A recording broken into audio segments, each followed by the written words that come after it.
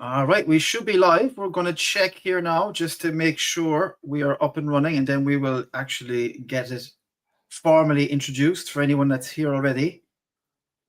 Just bear with me now 2 seconds. The usual checks before we get started. For anyone that is here, very welcome. Looks like it's live. Yeah, it looks like it's pretty. If there's anyone in here in the chat, let us know you could hear us both. Kevin, could you just give us a bit of a sound check there, please, as well? How are you, Bertie? How are you? What's the crack? Any scale, Makara? No. Níl éon scéal agam. Oh, okay. That's no problem. So anybody in the chat, if you could be an absolute star and let us know that you can hear us okay, and then we're going to get started straight away. It is 8 o'clock now, so we actually are on time. So we'll just wait for that, and then we will get started, because we don't want to talk and nobody can hear us. So please just say yay or nay in the chat. Please, there's 6 of us in here, so yay or nay. Okay, perfect. Perfect. If anyone else can just jump in there just to be absolutely sure, and then we'll get started. Okay, brilliant. Looks like we're doing good. People are here. You're very... Fáilte Macarja, thank you so much for coming to the live stream. We're hoping it could be a big one tonight, because there's a very special guest, a man that I have been watching for quite a long time. Yeah, actually a few years. Like it's mad, you know. But before I introduce Kevin, and we're going to actually get in depth into this tonight. It should be an hour or 2 hour discussion. We'll see how it goes. Before I do that, I just want to say, you know, doing these live streams, doing these videos, doing everything like that, it's important that people just make sure they're subscribed, hit the notification bells, leave the comments. You know, if anybody wants to support the mission, there's all of that is on my www.𝗘𝗺𝗶𝗹.com. And Kevin's going to be plugging his stuff as well, but everything is all linked in the description. So for anybody, because some, you know, people might not be here at the end, you know what I mean? So at the very beginning, we'll just say that any support that you can give us in any way, shape, or form is absolutely unbelievably, you know, we're appreciative of that. I'm sure Kevin is as well. So just to get that kind of out there, and we're going to get started. So as I said, Kevin is a very special guest for me on this kind of, you know, live streaming kind of thing that I'm doing, which has only been a few people. It's only been really Irish medieval history. I did a couple of live streams myself, but Kevin is my second guest, and I'm very honored to have him here. I watched him, I'd say, from around 2019, 2020 onwards, and I did a couple of his courses, I think around 2021, and I found them absolutely beneficial to my own education and to my own journey into Irish mythology and folklore especially, and also history as well, because Kevin is very adept in Irish recorded history as well. So Kevin, please introduce yourself to my audience, and then we'll get into like more in-depth discussions after. Well, I don't know what else to say. That was some introduction there. But a little bit more about my background. How did I get into the Brehon law? Why am I still doing it? I studied law back in 2013 to 2016, and I was the guy in the class that had the most challenging questions. So the lecturers didn't really like when I put my hand up, you know, because they knew it was going to be a doozy of a question to answer. And it turns out I was quite good at law. I got top of my class in the second last year. And unfortunately, for personal reasons, I didn't perform so well in the final year. But I realized that these Brehon laws were the original laws of Ireland. These were the laws that we had prior to being ruled, prior to being colonized. And I realized that these laws were not voluntarily given up in place of a better system. They were basically banned, outlawed by the oppressive penal laws. And the more I looked at the Brehon laws, the more I realized that these are very special and unique to Ireland. So when I started to speak to people about them, I realized that there was significant gaps in understanding, and that kind of made me a bit sad, you know, because it's like, it would be like the Brehon laws were so significant to who we were as a people. It would be like finding out tomorrow that we had an ancient sport called hurling, or an ancient language, or music, traditional music. And if you were to ask me, what would I be willing to give up any of those other things? I would actually be willing to give up those things if knowledge of the Brehon law was better, if knowledge of the Brehon law was more universal. And we can get into a bit of this as the conversation goes on. I'm sure we will have a lot of time to explore these different topics. But the reason why I was doing this is because I have a deep passion and love for Ireland. I have a deep passion and love for our culture. And I'm not just doing this as a kind of a historical nostalgia. Wasn't it nice back then? But I'm doing it to kind of bring the laws into a modern relevance, and to rekindle that appreciation and respect and awareness for these old laws of Ireland. Brilliant, Kevin. Do you know what? Actually, straight away, I'm having this instinct to ask you, like, you know, in your childhood and in your adolescent years, was there like, and I know it's a broad question to ask, but was there something or a kind of a phase in your life or people in your life that kind of you believe kind of set that tone in you, like to have this interest? I know academically you were studying, but like, you know, you were studying law, but I know that kind of led you into the Brehon law side of things. But in terms of that love for Irish culture and history, could you kind of talk about that a little bit? Yes. So I remember the first time I was taken to the Hill of Tara as a child, and my mother was telling me about the High Kings of Ireland. And she was saying to me, very young, impressionable child, you know, that the kings of Ireland would come along the road that we just came in their horses and chariots and with their retinue. And I remember she bought me a book about Irish mythology. And that was kind of opening the door in my mind to this other world that existed on this land. And I also remember then when I was in third class and we started to learn history. But the history we were learning, it wasn't kind of like facts and figures from the past. It was mythological stories. So I distinctly remember, I'm the eldest grandchild, and I distinctly remember at this time when it was just me, my brother, and my cousin Alan, and my brother's name is Darren.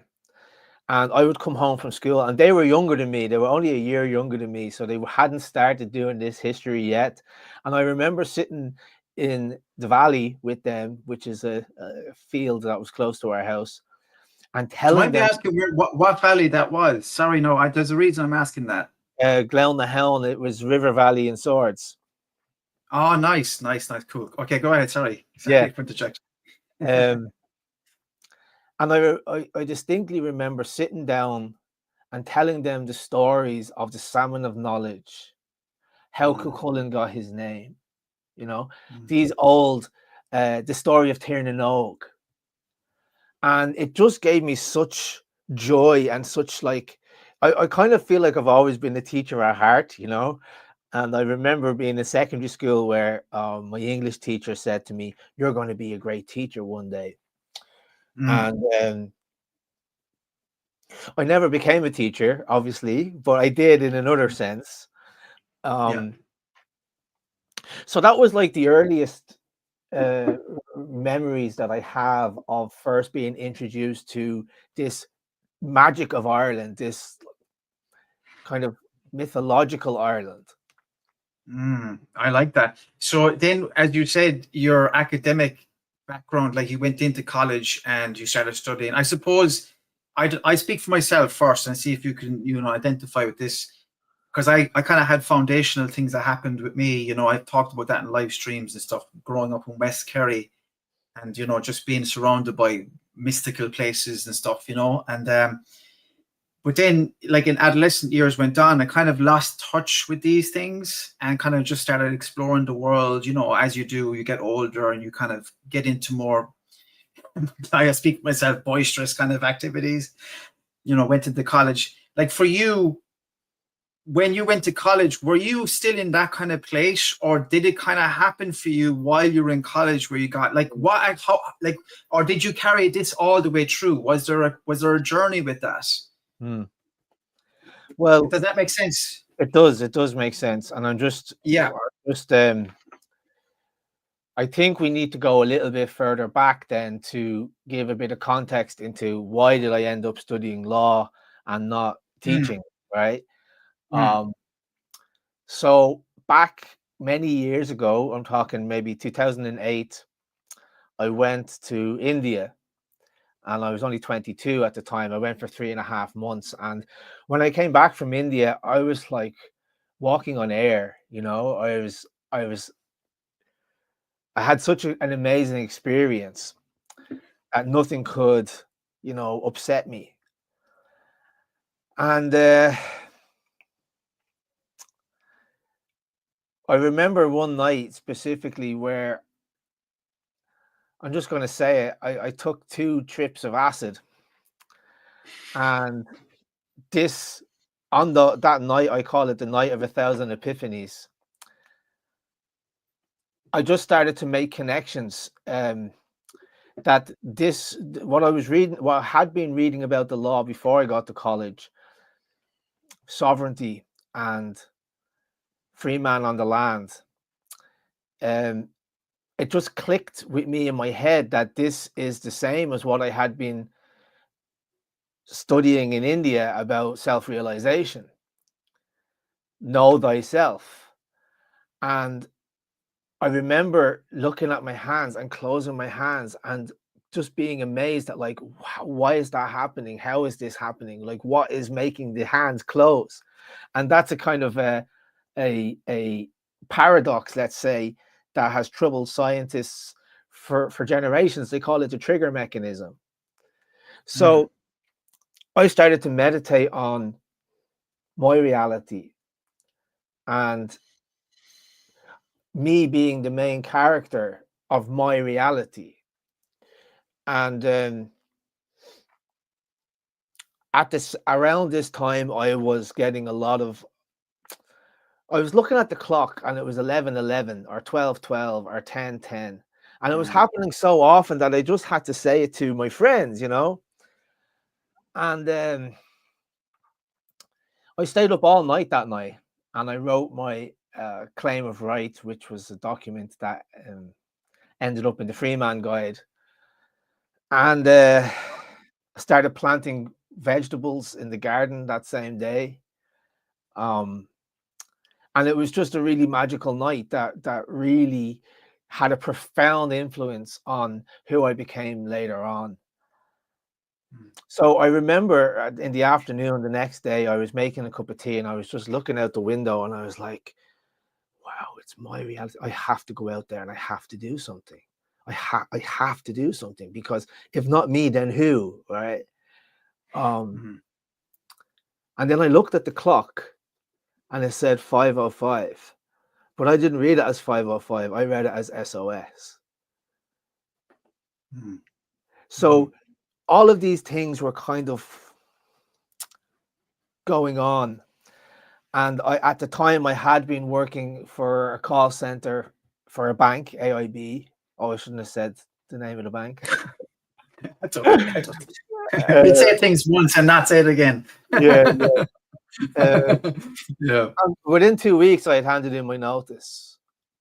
And one day on a whim, I made a website. It took about 15 minutes before I left to go to work that day, and I decided to call it. Oh yes, I should say on the acid trip, I was thinking about like how we could live our lives in a way that was beyond reach from the state. And I had this idea of, well, we could just get land and I could live with all my friends, you know. And I was thinking about specific people there when I said that. And a voice I heard in my head said, and it will be called 𝗘𝗺. So that's all kind of important context for getting to how did I end up studying law and then Brehon law. Because I decided that night that I am going to live a exceptional life, and that's in my hands, right? I'm not going to wait for someone to hand it to me. It's in my hands. And if I'm upset about the world, then that's my problem, right? So it was many years later that I had basically studied like a 1-year PLC program. And on that program, there was an aptitude test that said, you know, it was going to determine like what would be the best job for you. And I got 2 things, teaching and law. Now, I never thought I would be good at law. I distinctly remember when we were getting the Leaving Cert results, and I got about 330 points in the Leaving Cert, and a guy in my class got 500 points. And I remember saying to him, like, wow, like you could do literally anything with that. Like, what are you going to do? And he was like, I'm going to study law. And I remember thinking to myself, I was like, oh, that's so beyond me. Like, I would never be able to do something like law of all things, you know? But sure enough, when I was a mature student, I went and I did study law. And as I said a few moments ago, I turned out to be pretty good at it. So I would say that I have carried these ideas with me through most of my life. But I think the reason why I've lived such a exceptional life is because I said yes to the adventure. And I don't know if your listeners know much about me, but I had a job where I was I had the opportunity to travel around the world. So I've been to Africa twice. I've been on safari twice. You know, I've been to India twice. I've been to Sri Lanka. I've been to Malaysia. I've been to America several times. I've been to most countries in Europe. I've been to all of the Balkans, you know. So I feel that like because I said yes to life and because I handed in my notice to the bank, that was like me saying yes to the universe. And then the universe said, well, here's all of these opportunities for you.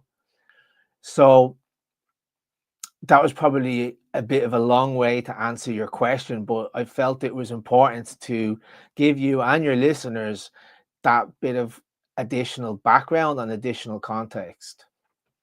I appreciate that. That's a great answer.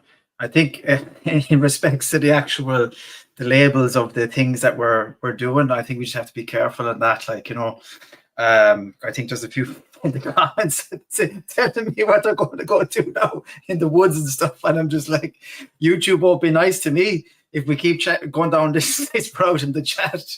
So we'll just be careful moving forward. But no, I appreciate that answer, and actually reminded me a lot because there's someone in the chat that I know I grew up with. All these memories started flooding back about all these different scenarios back on the Dingle Peninsula. But anyway, we're on YouTube, so we'll just be a bit cautious. But man, that's unreal. So like we're in college now. And I know for myself, when I was in college, I just treated college like I was still in secondary school. I kind of wasn't really, I was studying civil engineering and I was just all over the place, to be honest. It was like the last thing I should have been doing. Like for you, when you were in college studying law, so are you saying to me that when you chose that was a part of like the tone was still there in terms of your passion for Irish history, culture, or was this like, did you go in like to make it a career for yourself, or was there an so it was essentially okay. So can you just say like what like where was the tipping point, kind of leaning back towards your kind of mission now? You know. Yeah. So when I was in studying law, I had an opportunity. I think it was second year. No, yeah, it must have been second year, to speak at Trinity College Law Colloquium about any topic that I wanted. You know, but I had to like apply to speak at the colloquium, so I had to have an idea first. And I decided that I would like to speak about Brehon law, and I wanted to pick a slightly controversial topic. So what I titled the paper was "Looking Back, Going Forward." Should we abolish prisons or something like that? Because in the Brehon law, can I ask one quick? Sorry, no, for interjecting. It's a horrible thing to do, but I just need to ask this as well, and then just move forward with that. Do you study Brehon law in college when you're doing law? Like, do you actually go into it? No, I mean, it's not part of the curriculum unless you want to like do it on the side. So you were given many essays, and there's always room in the conclusion to have like an what did I call it? Exotic piece of information. Gotcha. So you had Brehon law in your mind from your own study, from your own research, kind of going into college. Yes, and I should say that during Éire, we had a lot of public talks. So this is before I got to college. We were doing these public talks, teaching people about the law. And in all of those talks, I would mention Brehon law just as an aside, and just as like, this is kind of interesting. But it was really in college where I started to explore. So I had an idea in college that we could set up a Brehon law society. And I said it to one of the lecturers, and I said, "Oh, there's a gap in the market." He goes, "Yeah, there's a gap in the market, but is there a market in the gap?" And I was like, "What?" It was a good one, and I had nothing to say, like, you know. Yeah. So that never came about. But I always had in the back of my mind while I was in college to do something with the Brehon law, and as I said at the start, it's not out of a historical novelty interest. It's to make it relevant and applicable today to to the people of Ireland who are alive today. To make it very relevant and accessible and usable. And the problem is, you can only use Brehon law if you know what the contents of the Brehon law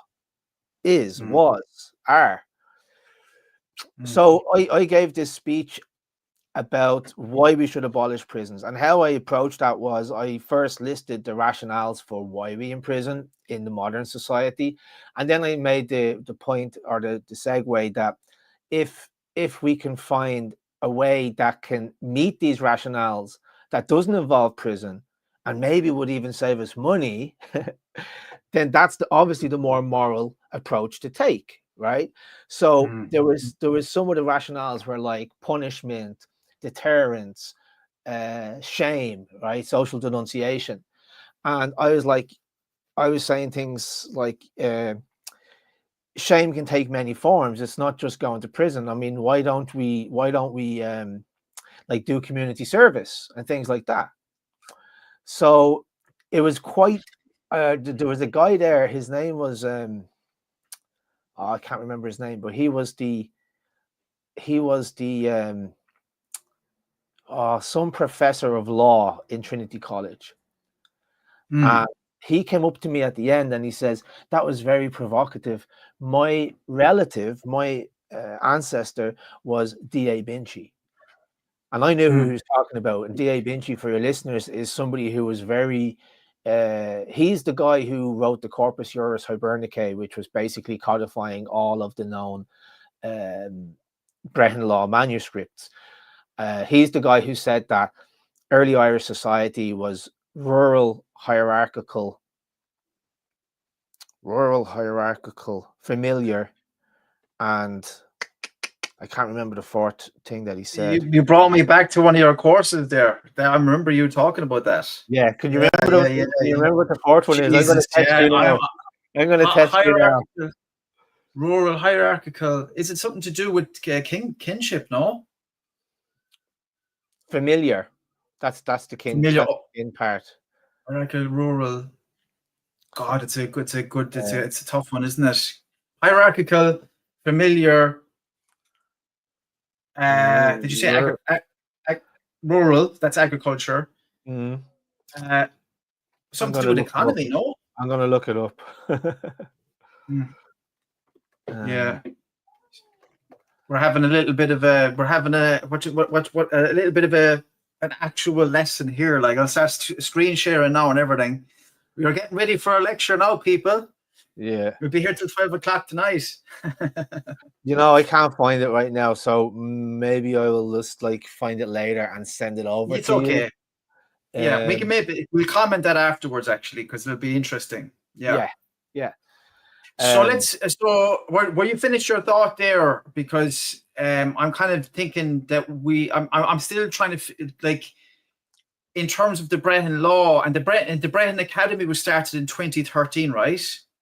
That's correct. Yeah. So was that kind of right after college, or was that while you were finishing college? That was right after college. That's so interesting. Like, I mean, you're at it a long, like the thing is, like, you're at this a long time. Like, you know what I mean? You're really delving deep into this a long time. It must be. I was only thinking about this the other day. Like, I've known about the Brehon law since probably the early 2000s. I mean, I've probably known about it all my life, but it's just been there in the background. But seriously, I've been kind of researching it since around 2008 as a kind of amateur historian. And I can't show you the shelves, but I have like 3 bookshelves from floor to ceiling over there. And the majority, not the majority, but a lot of the books over there are on Irish history, Irish culture, and Brehon law. I even have early Irish farming, and I have 2 copies of early Irish law, and I have basically a collection. I have the Egan manuscript, Egan legal manuscript over there on the shelf. The beekeeping, 𝗘𝗶𝗹, the beekeeping manuscripts. And so, yeah, I've just kind of been really passionate about it since leaving college, and I've had the time to explore it a little bit more in detail since then.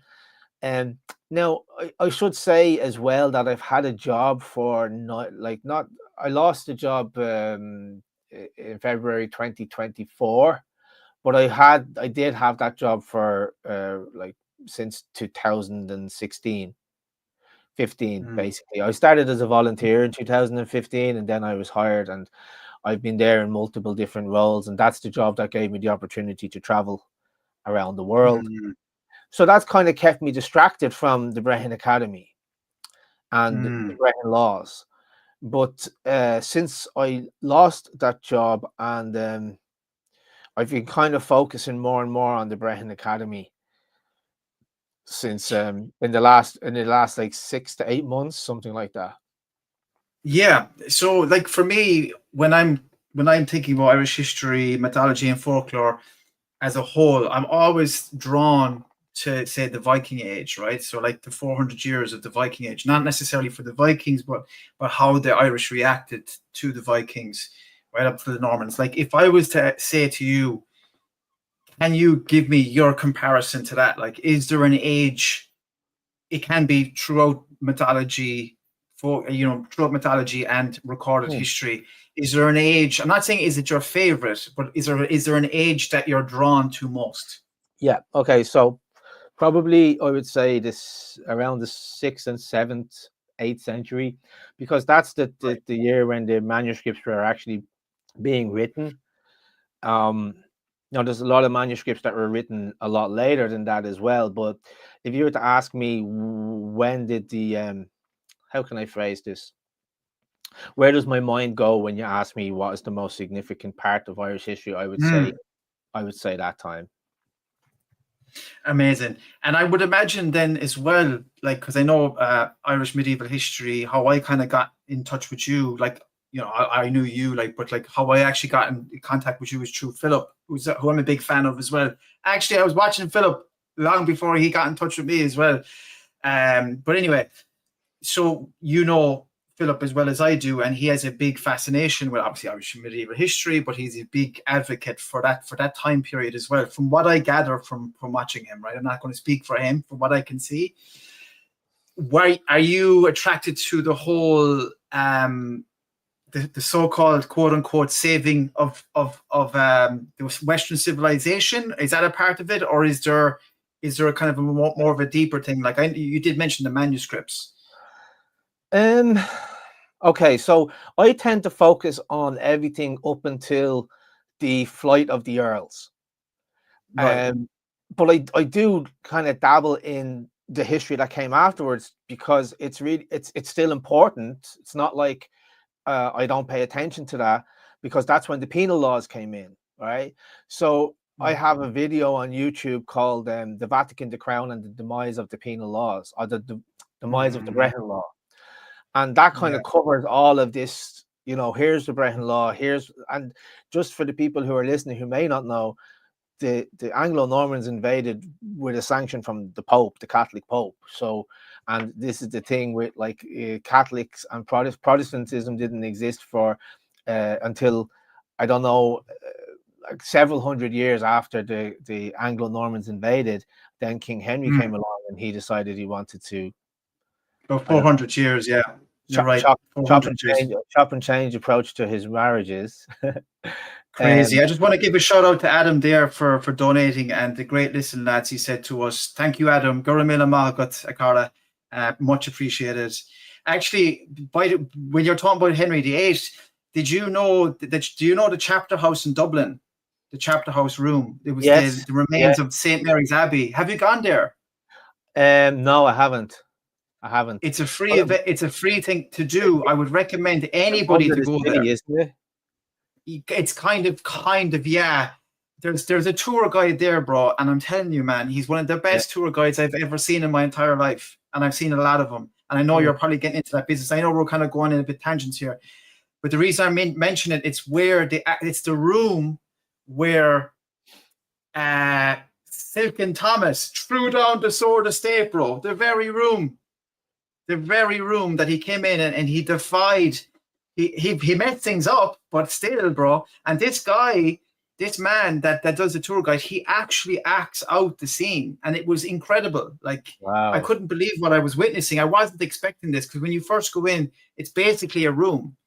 And the reason I bring that up is because that room in Dublin City is so pivotal to Irish history. It's unbelievable. And this guy's passion and this guy's verve and wanting to save this room, because I think they kind of Dublin Castle's running it and stuff, and they kind of there's not enough people coming, and he's really. So I recommend go there, Kevin, because especially the fact that you brought this up, and the fact that I watched that video that you did. Anybody, please watch that video that Kevin did. I only watched it maybe about a month ago, and you go into in quite a bit of detail about the literal demise of Gaelic Ireland, literally. And that very room, the chapter house in Dublin, is one of those, the end, you could literally say it's the end of Gaelic Ireland that happened then, because Henry VIII literally changed everything then and came over with Protestantism afterwards. But anyway, I'm going off on a complete tangent there, but no, that's fine. I'm learning. Yeah. So the thing, so if you're not necessarily, what I'm gathering from what you're saying is you're not necessarily drawn to certain the specific periods, you're more kind of a broad structure. And that makes sense from watching your stuff, because it is a plethora and a broad education that you give. Yeah. I would say that that's fairly accurate. Yeah. Excellent, man. And so there's a few comments coming in. I really appreciate people that are interacting as well, by the way. I know I can't answer everything, but so something that I feel has happened to me as a person since really delving into all of this is that I feel I've changed. I feel I've changed for the better. I feel I've become more grounded as a human being in Ireland that's grown up in Ireland as an Irish person. Do you feel like what you're doing has changed you as a person? I would say definitely, because of the story that I told you earlier about the profound life, the life changing experience that I had when I was a lot younger. And I mean, of course, it's going to change us, because, you know, I don't like the idea of being stagnant. I don't like the idea of just like feeling I've gotten to the end of my learning experience. So I'm always learning, you know. So and in that process, of course, I'm going to change. I know it's so true, and I think maybe because you're doing this a lot longer than I am, because I've really kind of delved deep into this stuff since around 2014. It started then, but really delving deep mainly in the last 3 years. You know, but I have always been in it, but not as deep, say, as yourself. And I feel like maybe because I'm older, getting into it, I feel like it actually has changed me. Like it kind of, it's made me. And I don't know, how do you feel about this, but it makes me understand the present a lot more than, you know, there's a lot of things I don't like about the present, but there's a lot of things I can see. And this is probably jumping ahead a little bit into questions. I don't want to be so rigid. I did a video recently saying, you know, history doesn't often repeat itself, but it often rhymes. Do you agree with that? And or echoes, yeah. Do you feel more grounded as a person that's deep in this research? Do you feel it helps you deal with the present? Okay, I feel like this is the thing that makes me happy. Like dedicating my time to exploring the lesser known parts of Irish history, and what could be lesser known than the Brehon laws. So I was actually at and it's given me an opportunity to speak on stages all across the world in different formats. And just at the weekend, I was at the World Peace Gathering in Cork. And this is a gathering of the tribal people from around the world. So there were chiefs there, and there were female, like native indigenous people. Some were from South America, some were from North America, and some were from Canada. I think there was even some from New Zealand and Australia as well. And I had a chance to speak at this event. And I obviously spoke about Brehon law. And because it's the perfect event to make an appeal to the world, okay, that these laws existed, and we, the Irish people, are doing what we can to bring them back. And there's another layer to this as well, that we're talking about sovereignty, and that's the point. That's why I mentioned the story at the beginning, because self-realization is sovereignty, and sovereignty is I own myself and I direct my own life forward. And I got a chance to interview some of the participants that were there, and I asked all of them, like, what does sovereignty mean to you? What sovereignty means to me is the ability to think, act, and decide for myself. And I've studied international law while I was in university, and that's called the law of sovereigns. The law of sovereigns.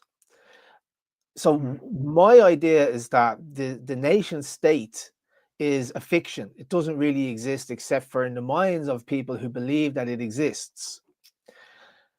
And when you have these things like international treaties, that's like me entering into a contract with you. We are both sovereign states. We are our own nations. And in international law, it defines what is it that makes a thing sovereign. And there's 4 characteristics. You need to have a population. You need to have a territory. You need to have a government. It doesn't even have to be a government of the people. It doesn't have to be democratic. It just has to be basically control a group or an institution that has control over the population. And the 4th thing is the most important thing: recognition. you're sovereign, so long as I recognize the sovereignty in you and you recognize the sovereignty in me, right? So this is why I appealed to the natives that were there, because I want them to recognize that Irish people have indigenous rights, that we are an indigenous people like they are as well. So thank you. So I made the speech, and I made the speech. It was very short because I was kind of coming in at the end of Ger Banks's speech, and he spoke wonderfully as well about Ireland and all of that. And he brought an 8-year-old oak tree to plant, and then there was a lovely water ceremony. So I have this little vial of water that has a collection of all of the wells, the sacred rivers of the world, and was poured into a big bowl. And the ceremony went on for an hour and a half longer than it was supposed to, but we ended up with these little vials of water, which is basically the collective prayers and the collective intention of all of the people who were there. And basically holy water. exactly, holy water, exactly. Yeah. And then when I was leaving, I was given this. I don't know if you can see that. Do you know what this is? Cool. Do you know what this is? I don't know. It reminds me of a priest's thing, but it's obviously not. It has Wow. these. Oh, it's an American Indian thing, is it? It is, yeah. So this is the symbol for the great law of peace. That is cool. And when you read about the great really law cool. of peace, when you read about the great law of peace, you're reading about Brehon law. Oof. Love that. I'm getting tingles. I'm getting tingles explaining this to you. Powerful stuff, man. And I mean, I'm just thinking the whole time, did it change you as a person? And you just give me that like beautiful, bit of, you've explained that it has, like, clearly, and it's, you're changing other people by doing your talks. Because I think if a person is not aware of their history and not aware of their mythology, their folklore, if they're not aware of where they've come from, they're literally a plastic bag blowing in the breeze. There's no grounding, and I feel like from what you're saying, you're grounded, bro. So I suppose because you're at it so long, I'm not, please just literally stop me if I'm wrong here. I think because you're so in tuned and doing it so long, it's probably kind of hard to say it hasn't changed me. It's who I am. You know what I mean? Yeah, I would agree with that. I would agree with that. Yeah, that's class, man. I love it, man. I love that. I love it. And you know what? Go ahead. Sorry. I also got this. It's an oak tree in the pot. Jared Banks. I don't know if you know Jared Banks, but he has a real druidic archetypal energy about him. The way he talks about Ireland, and I've known him for years. I've known him for a long, long time. And we've just reconnected recently. He has a kid, and he's the one who invited me down to this this event. And he brought the 8-year-old oak, and he had this oak as well. And you know what he said to me? He goes, "This tree nearly died, and then it came back. So I'm giving it to you, because I don't know. I think I told you before that, I had a brain tumor, and it was removed last September. So it's really kind of symbolic of it's symbolic, it's just symbolic." Wonderful stuff. And I was gonna kind of sidestep that personal thing that you had, but since you brought it up, I was gonna sidestep it just for like ethical reasons. I'm not into like exploiting people's traumas and things like that, but like, I just want to say that I didn't know about that, but when I heard about it, they kind of like, I was like, oh my God. And then, but the fact that you've come out the other side, just God bless, man. God bless. And I'm so happy to hear it. That means a lot. And you look great, man. You're looking, you're looking better than the last time I saw you as well. I don't know if that's actually just me because I heard the news, but maybe, I don't know are you feeling better? I am, because I'm not taking chemo anymore, but I had my first MRI scan today, actually this afternoon. since the surgery. So we're going to find out. We're going to find out, you know, the condition of the brain next month.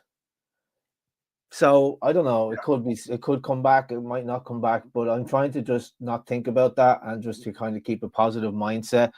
And 100%, brother. a lot of people who I see are saying that I look great, and that's very nice to hear. So thank you for saying that. It's obviously a good sign, you know. And listen, we'll keep going, because for me, I'm a kind of person to not to give these things too much attention, because we're thriving and we're boisterous and we're living our life, man. And these things won't bring us down, you know. Exactly. So like, to get on to someone that was absolutely boisterous, a guy that that I love, and you know that I'm always drawn to this guy, and it's the reason why we talked. I suppose, well, not the reason, but it is the main reason that we collabed, because I came onto your live stream and talked about the Emperor of the Gale, High King 𝗵𝗶𝗶, or as Phil says, the Over King, or Rirua. Is that right, Rirua? Yeah. Rirua. Sorry, yeah, exactly. The reason I'm asking the question that, why did you want? And I know, because I always talk about 𝗵𝗶𝗶, but there must have been an eagerness in you to bring me on to talk about, like, what draws you to 𝗵𝗶𝗶 yourself? Okay, so for years I have always admired 𝗵𝗶𝗶 as the one man in our history who managed to get all the clans to agree with each other, you know. And so that always stuck out to me. And I've said this for years, that Ireland has never been united. So we're going on about we want a united Ireland. But okay, it wasn't united because there was all of these factions, you know, and the clan system. And some of the clans had, you know, ancient rivalries that are going on for years. And the ones that pop into my mind are the O'Rourkes and the O'Reillys from Kingdom of Brehon, or Brehon. So this man came along and he was able to unify all these clans. So I say to Irish people when I'm talking to them today, we were never united under our history, except for 𝗵𝗶𝗶, and not even like since then, you know. So that was the only time we were united. Now okay, you could say we are united because we speak the same language, right? We're all Gaels. We have a common blood. We have a common language. We have a common legal system. We used to have Brehon law, right? And this was the thing that kind of united us as a people. But each country, each 𝗃𝗺, which is the Irish word for tribe, but that's not even right. It's just the closest approximation. I like when Phil said the clan system. It was a system of clans. It was a system of families, and probably a little bit like how the mafia works, right? Probably a little bit like how the samurai system works as well, you know. So you basically had these different families that were kind of rivals and competing for power and dominance and so on. And then 𝗵𝗶𝗶 came along and he just kind of shook that up. And he was the one who united all of most of the Irish clans, right? You know, because I don't want to split hairs, but he was the guy who basically united all of the Irish clans and the Scottish clans, right? To push back the Vikings. The Vikings are known as the most ruthless group of people to have ever walked the earth, right? And then we beat them, right? We beat them under 𝗵𝗶𝗶's leadership. So that was always in the background. But I find that it's much easier than for me to go and learn about 𝗵𝗶𝗶 and then speak about it, to invite experts on to speak about what they're expert in, you know. So I have had Phil O'Heda on the show to talk about medieval Irish history, and I had you on the show to talk about 𝗵𝗶𝗶, and I've had other people. I had Nathan Featherstone on the show to talk about stick fighting, and Rob Coffey on the show to talk about his men's retreats and his psychedelic therapies. So I find it's just easier to lean on other people's expertise than to study and research and everything like that. And I like to focus on the Brehon law as much as I can, and that's really where I feel my heart is at. It's excellent. It's excellent. And every time I do like a podcast or live stream or whatever as a guest, I always kind of come away after thinking, something kind of stuck with me or anything. Was there anything in particular, like from that discussion, like, and there's no pressure if not, like, but was there anything that you were kind of very, very surprised by, or was there anything that you were thinking, wow, Jesus, that was mad? Like, I think, yeah, there was something you said that, oh yeah, I used to say to people, and I think I said this to 𝗘𝗺𝗹 as well, that the Vikings were fighting on both sides, like Vikings and Irish were fighting on both sides of the Isle. And you said that, like, okay, there was Vikings, but it wasn't like it was only a small faction of Vikings that were on Brehon 𝗶𝗹's side. So it was, I realized that it was probably wrong of me to say that there was Vikings on both sides, even though it's true. I think I had a slightly inaccurate understanding of what did that mean. Do you know what's fascinating as well? Because I've been contacted by someone now who's, and I won't say too much, but it's about another kind of grouping of people, just the Normans, whatever, and he has an interesting take on it. And I think, and I remember when Phil, like, I discovered Phil was watching one of my Battle of Clontarf videos, and he was reacting to it, and I was just like, and he liked it, whatever. So, and he was kind of saying about interpretation. It was like the first time I've kind of heard someone say that about history, like as an amateur historian, a researcher. He was kind of agreeing with my interpretation, but before he didn't agree with my interpretation of an earlier video.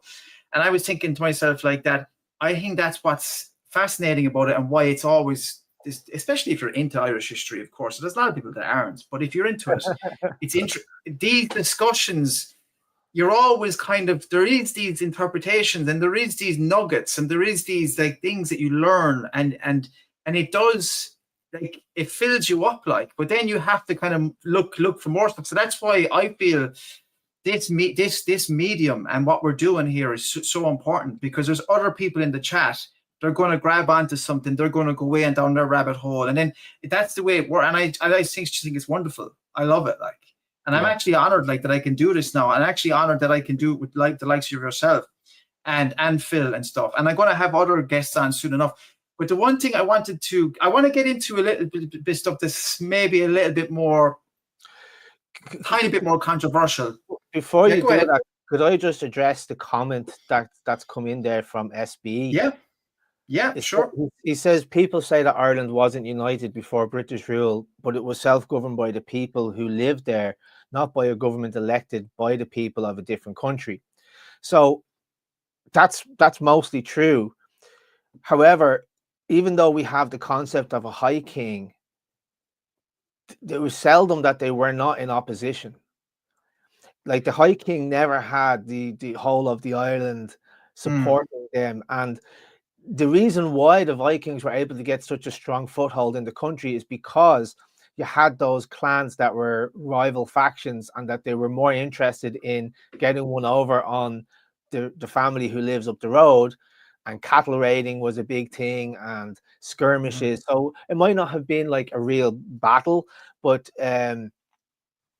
so I hear what he's saying, and I get that a lot, that, when I say Ireland was never united, I don't mean it in a literal sense. I mean it just, I mean it because I did say that we had a unifying language, we had a unifying law, we have unifying blood, and we have a unifying culture. But within that, we don't tend to get along. And that's still the same today. That's still the same up to this day. It's a very Irish thing to politically not get along. This is why we have a saying in Ireland that the second thing on the agenda is always the split, right? So you assume the first thing you're not going to agree on it, so the second thing is always the split. You know what I think as well, not to go down a huge rabbit hole here. I think the actual logistics, the geography, where we're at in the world in terms of our placement in the world. We're at the edge of Europe. We're actually, I heard there was a brilliant comment. I think it was on one of your videos, and you commented back. It's like the guy was saying, I never identified as European. I think we're more of an Atlantean land, because we're in the Atlantic Ocean, right? We're at the edge. So, like, the way the thing is, right, the way our system worked was working grand for us, because think about it, right?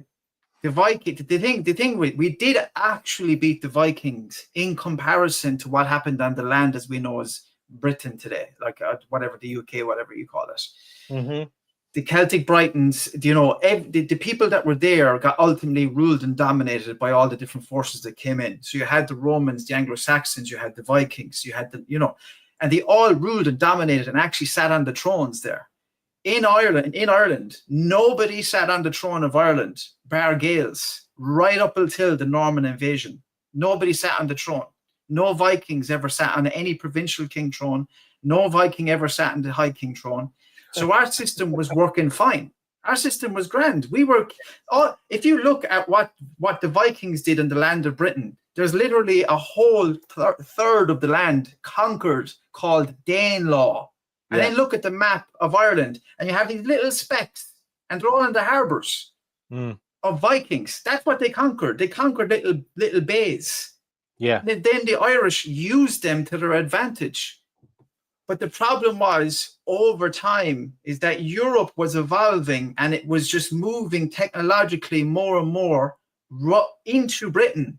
And you had this hybrid version of a person, which was the makings of the British Empire, the early British Empire. And eventually it was inevitable that they were going to come and conquer us, because there was nothing behind us. We were still doing our own stuff, and it worked. It worked fantastically well, right? So actually, no, we were united in the chaos of the way we did things. You know what I mean? Yes. It worked. But we didn't really evolve past that while Europe was evolving technologically, governmentally, politically and stuff, and then church-wise as well, spiritually. And eventually it came into Ireland, and it just dominated, because we just couldn't couldn't fight it anymore. We lasted, you know, you could say from the birth, from the time of Christ, we lasted 1,200 years, like. From Christ, without being conquered. You know what I mean? Yeah. So and that's how I view it. Yes, and part of the success of that was how we viewed kingship, because in Ireland there wasn't a hereditary system of kingship. It was by election. And so the way I like to describe it now, it must have been a bit like how we elect the Pope, where you have the College of Cardinals, and all of those men in the College of Cardinals are eligible to be Pope.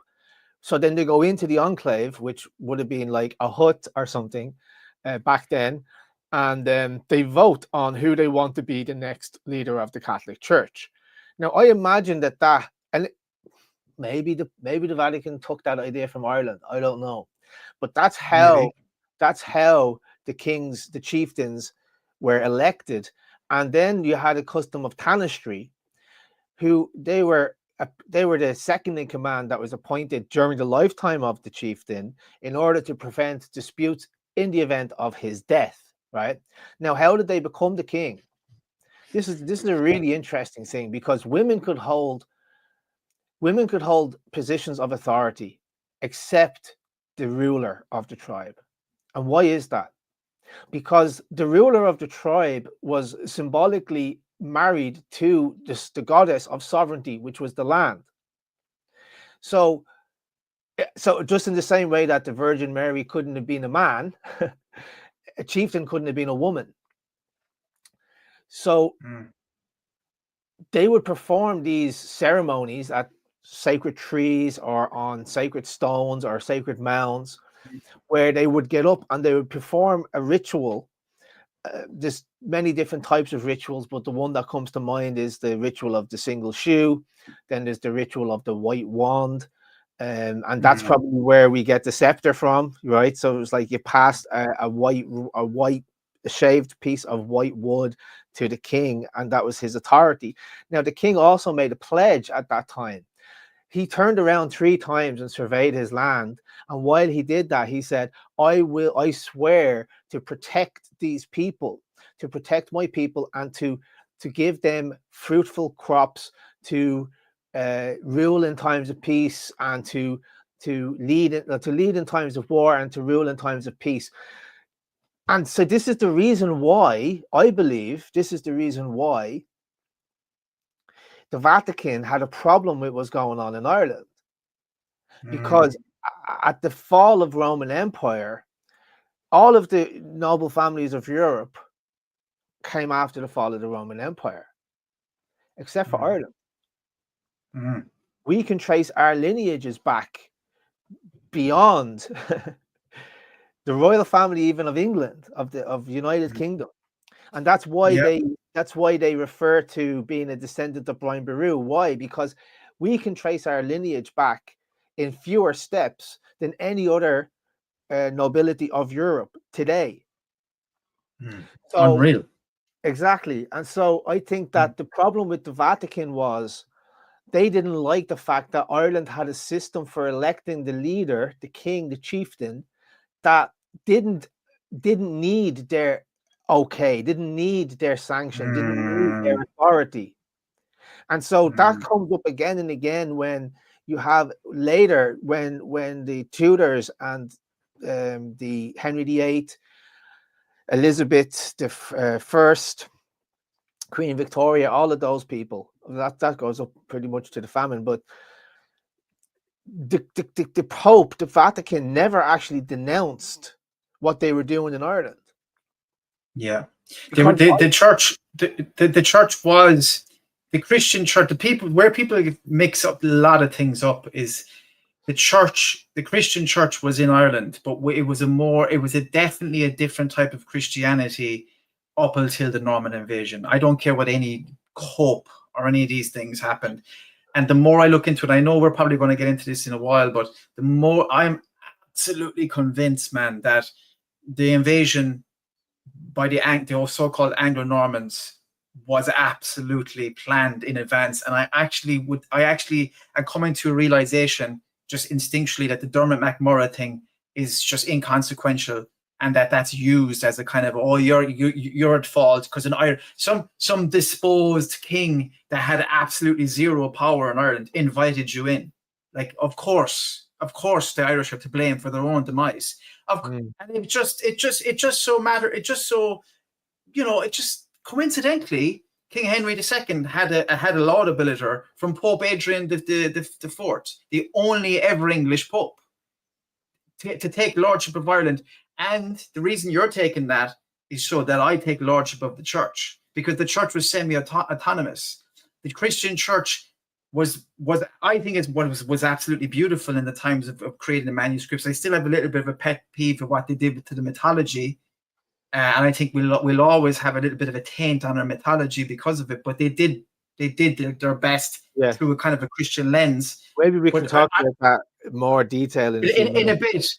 In a bit, yeah. So what we'll do is I want to get through a couple of more questions. Is that all right with you? And then we can maybe dive into that. Yeah, sound. I hope it wasn't cutting across and stopping your thought process, but you can always bring it on later on. Yeah. The couple of things that I want to actually ask you, right? And this will lead into this a bit more, because obviously Ireland is going through a transitionary period and stuff like that, and there's a lot of heated stuff coming up with politics, and it seems like history, anyone that's talking about history is getting kind of inadvertently getting into these discussions as well. But like, just to kind of go back a little bit, what do you feel? How do you feel about the Irish people's relationship with actual history?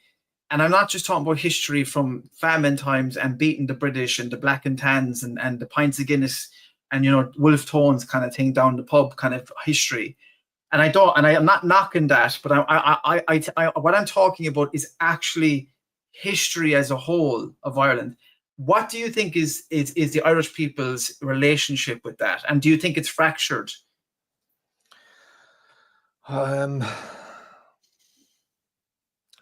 It kind of depends on like who you ask, because I know that some Irish people have a real passion and a real graw for their history. But I have this notion, I've seen it happening many times where, you know, they sit in the pubs and they get drunk and they sing like "Soldiers Are We Who Give Our Lives for Ireland," you know, and it's like you're not giving anything but your kidneys, like you're not giving anything but your liver for Ireland, you know. So there's a bit of, I think there's a little bit of resting on the laurels of the heroes who came before us. Yeah. So yeah, I'm not really sure how to answer this question, apart from saying that some people are very into their history and they know a lot about it. And some people think they know a lot about their history. And some people are just content to sit in the pub and sing rebel songs until the sun comes up, but not actually do anything for the country. I don't know about this. I don't know what you think about this this kind of analogy. I always get mixed up between analogy and metaphors, but an analogy I think it is.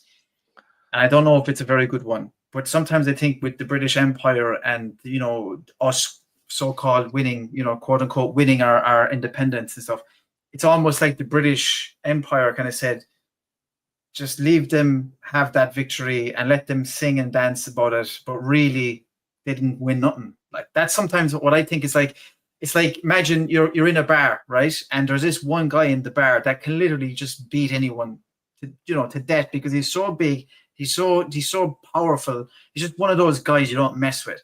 But there was just one lad that got that one cheap dig one time and kind of got him like, and he just said, you know, fair play to you, you got me that time, but you're never ever going to get me again. Sometimes I feel like the British Empire was like that, or even the world empire maybe that's being brought into fruition now. It's almost, I almost feel like they're kind of saying, look, you can have, you know, revive your Gaelic language, you know, you can have your little bit of a republic, you can have these little things, you know, your Guinness, your 𝗘𝗺𝗹, your this, your that, but you're never ever going to be in charge of yourselves and as a sovereign nation. You're never going to have what you think you have. Right. Does that make sense? It does make sense. And, you know, I've studied law and I've tried to track when was the Republic actually formed? Do you know what a republic is? Do you know the difference between a republic and a democracy? I think, okay, so what I have uncovered on my research is that the word republic doesn't appear in the Constitution, first of all, which is the foundational document of the country. The only place the word republic actually appears is in the Government of Ireland Act. I think that's what it's called. 1940s, whatever. And it says the state shall be described as the Republic of Ireland. So if I have an apple and I say this is an apple, but then I write a piece of paper that says the apple shall be described as an orange, it's still an apple. So you can describe it as anything you want, but it doesn't change the fact that it's still an apple. And so I believe that we are living in not a republic, because if we were living in a republic, the rights of the individual are sovereign. So that means that the majority cannot vote to take away the rights of the minority. And you, as a single man, as an individual, are the biggest, you're the greatest minority, right? You're the minority of yourself. So, and as they say, democracy is two wolves and one sheep voting over what's for dinner.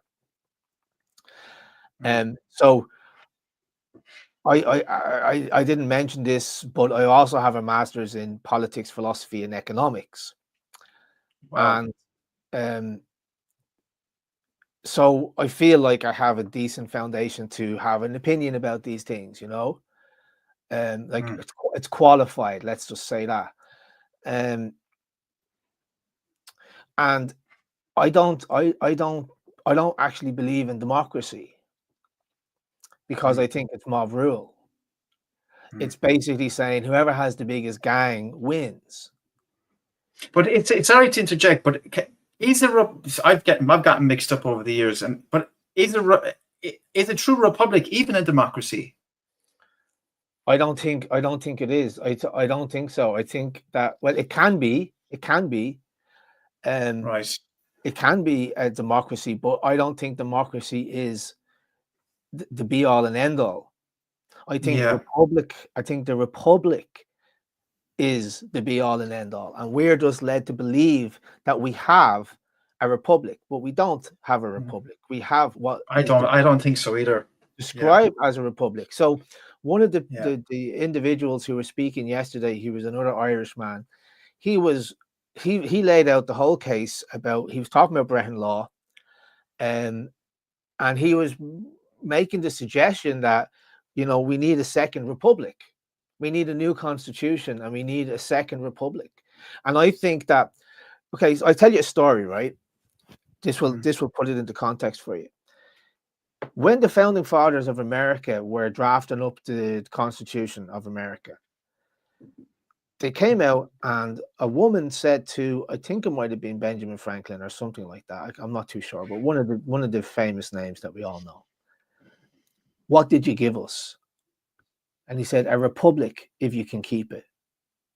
And now America is all about our democracy. But no, we don't have a democracy in America. It's supposed to be a constitutional republic. Does that make sense? It makes total sense, yeah. Yeah. So you can have a constitution that sets up the state and, you know, all of the bodies of the state. And if you want to change that, you can have referenda. But that's not the same as democracy, because democracy is, as I said, 2 wolves and 1 sheep voting for dinner, and there's no veto. The sheep doesn't have a veto when the 2 wolves vote, I want to eat you. Man, it's deep. I'm telling you, it's deep stuff, because it's you know, I think there was I did have another kind of a question as well, and I think maybe, look, let's just get it out of there, get it out. Like, what do you think is leading, like, let's just keep in the same vein of what we just talked about. Like, what is your real, and you don't, it's up to you, we're live. What do you feel about the current state of things in Ireland? And listen, we're on YouTube, you know what I mean? So it's everybody can just be careful, like, about what they say. But like and just to follow up as well, do you believe there's a positive outcome to this, and how is that achieved, if so? Okay, well, I'm not too sure exactly what you're talking about, but I can assume what you're getting at. I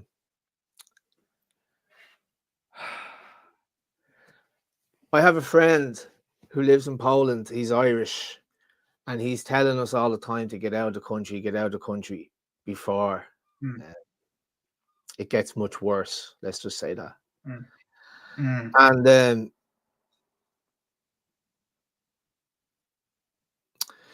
but I tell him that I feel like I'd be running away from the country if I do that. So I have no faith in the government at all.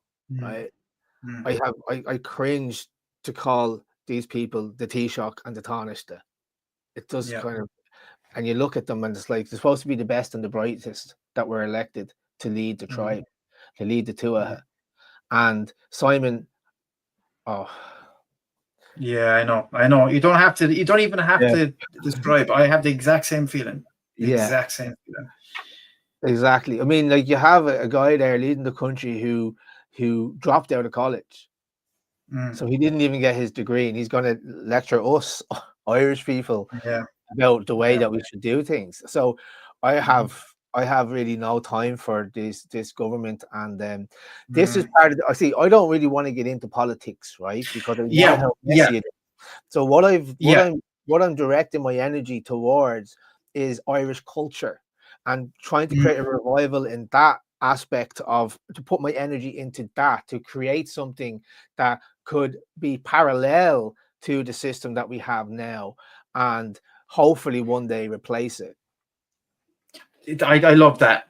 To get back onto the positive, this is what I feel I've been doing as well, in a different way. And I love, this is another thing as well that I really like about, say, meeting yourself, Phil, and the few other lads that I've been talking to. Boru the Bard is quite cool as well, and there's a few other guys as well that are doing stuff. Everybody's kind of doing stuff in their different way, you know. And I do think that this is vitally important work. You know what I mean? Even the lads that are trying their hand at a bit of AI videos and stuff like that or whatever, like, you know, it's up to them what they want to do. But just there is a plethora now of people creating Irish history content and stuff.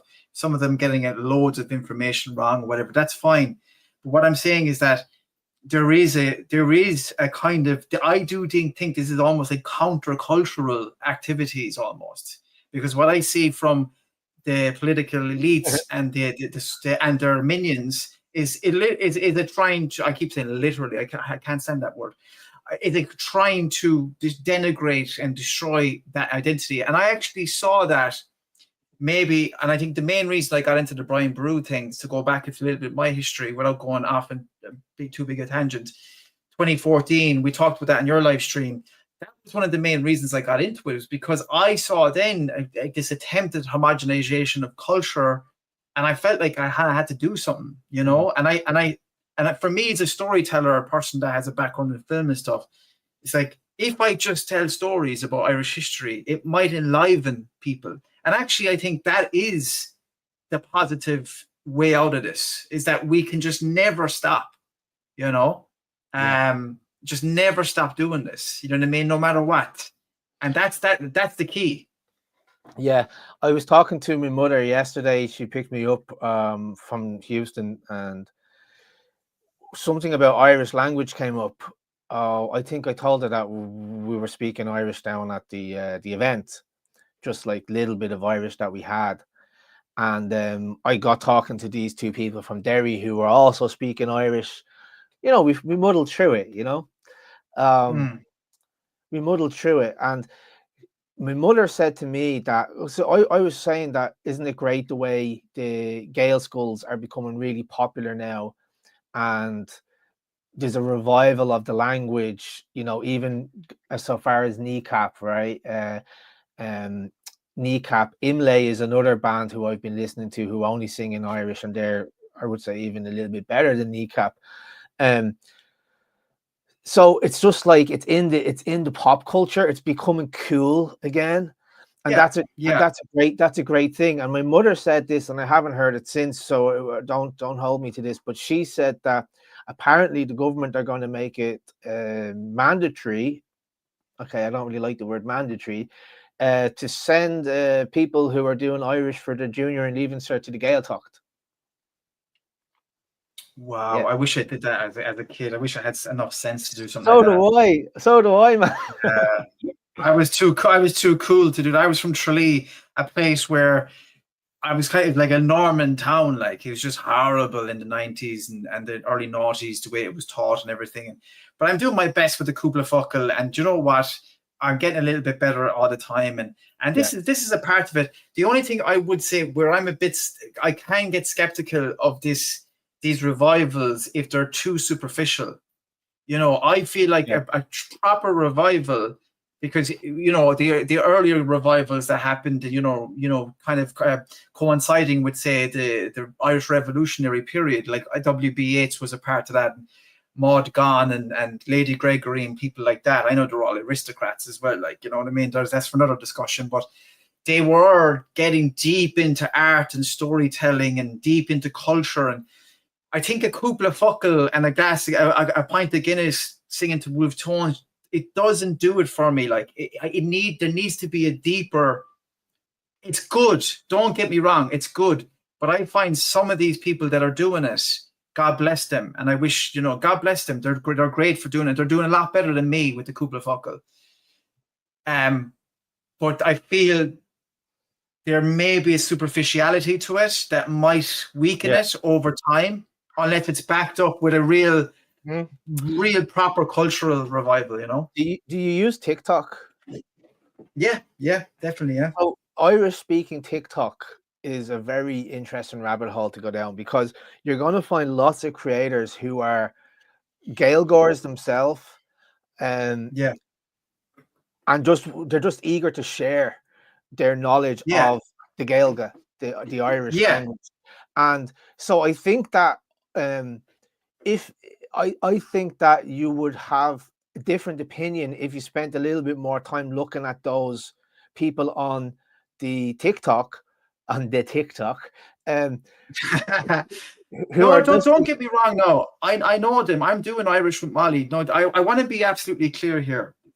It's what, listen, go úntaach ar fad, like, about learn your Gael. I'm saying maybe there's certain people I see that are doing this, and I just feel that there is a kind of like a superficiality attached to it. And if that's not backed up, and the people you're talking about are different, they are doing that. But I just feel we can get lost in this superficiality, that it's a cool thing without the actual real cultural part of it. That's all I'm saying, you know. Yeah, no, it's a fair point. Yeah, it is a fair point. And I think that we have to also be careful not to be too dismissive, because there was a big problem with Irish speakers for years, Gaeilgeoirs. They were snobs. Like, if you mispronounce the word, they go, "That's not how you pronounce it. It's this," and they'd actually embarrass you, because they're like, "I have better Irish than you." Right? So isn't it nice that we're kind of past that stage now, and people are willing to share more openly? It's actually a great point. It's actually really good, and I'm glad you said that, because that's probably the type of people, and there's just a few other people that I know that they make you feel uncomfortable. You know what I mean? And like that's exactly what it is. I'm glad you distinguished that. And actually, you're right. The people that are doing it now, they're more into the fact that you're even trying and you're attempting it, even if it is terrible. You know what I mean? And actually, that's a proper distinction. I'm glad you said that, because I can get like a little bit negative, and maybe it's past trauma that's actually recycling that. It could be like, if you had a bad experience in school, like learning, like I didn't have a good experience. I'll tell you my journey with Irish. I was born in England, believe it or not, and I moved over here. Yes, I was born in London. I never knew I had an Englishman on here. I'm only joking. Sorry, that's terrible. I moved over to Ireland when I was 4. And that's the first time I got exposed to the Irish language. And I remember being in primary school, and the teacher singling me out and go, "He's from England and he's the best at Irish in the class." And I was because I loved it. I had this like deep passion for the language. But then I continued in school, and I kind of fell out of the relationship with Irish, because it's not taught very well in Ireland, right? It's not taught very well in the schools that I went to anyway. And then in secondary school, I was in ordinary Irish class, and I was a bit of a messer, you know. I was like disrupting the class, and I was like, you know, bit of a messer. And so I just kind of lost interest in learning the language, even though when I first came here, I was very good at it. By the time I was leaving the school, I did ordinary Irish, and I think I got like a D or a C or something like that, you know. I basically just scraped by. And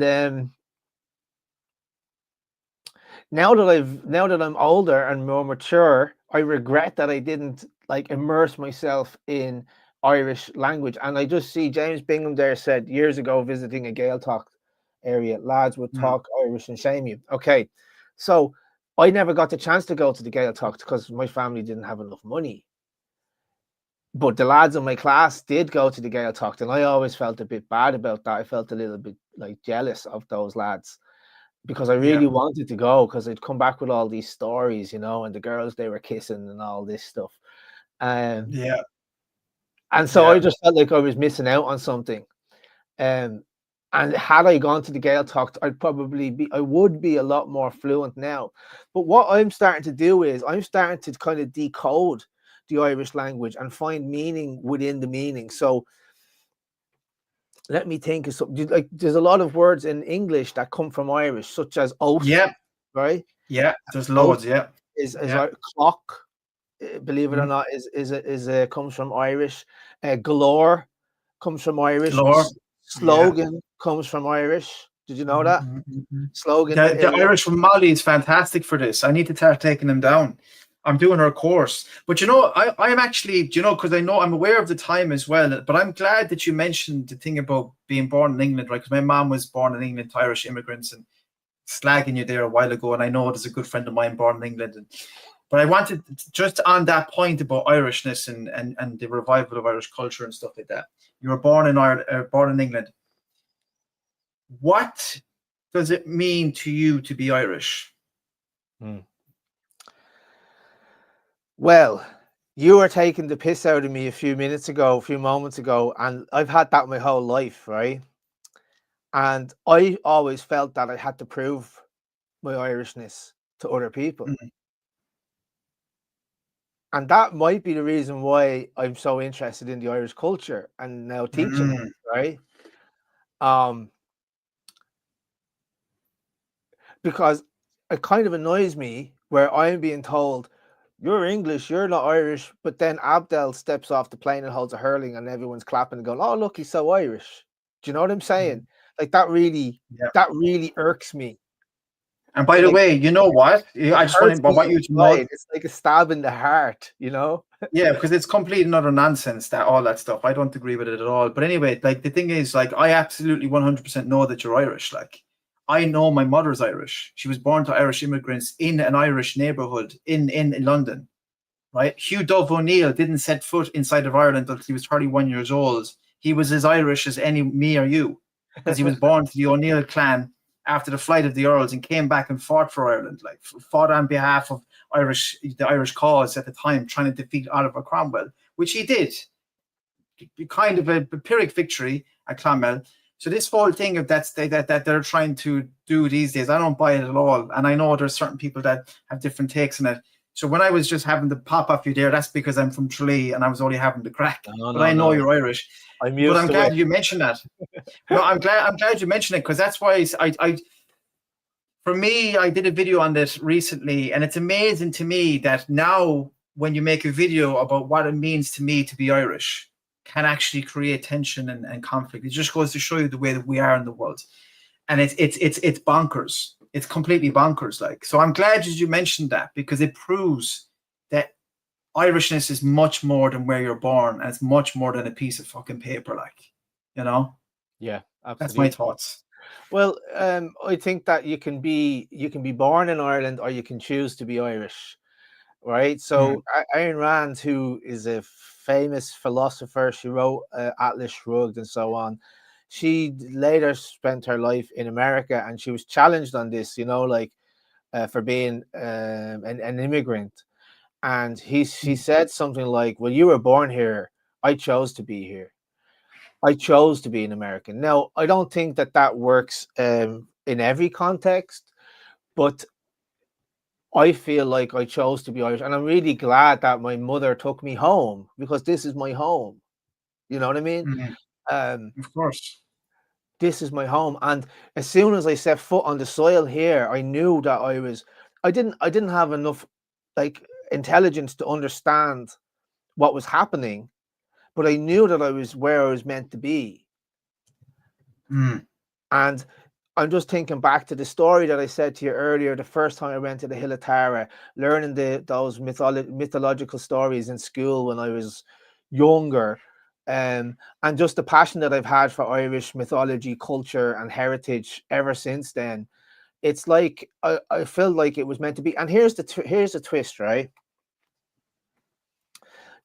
Okay, let's say I'm an Englishman, but isn't it kind of like, isn't it like interesting karmically that an Englishman would come back to Ireland and teach Irish people about their lost heritage? I love it. It's fantastic. Prodigal son. Well, you know. Yeah, I didn't say that. Well, it's kind of I said that because no, I'm saying it's more to do with like I'd say it like, well, the way you described it was almost like it's kind of, well, anyway, we'll move on. We'll move on. No, we're not going to talk about Christianity.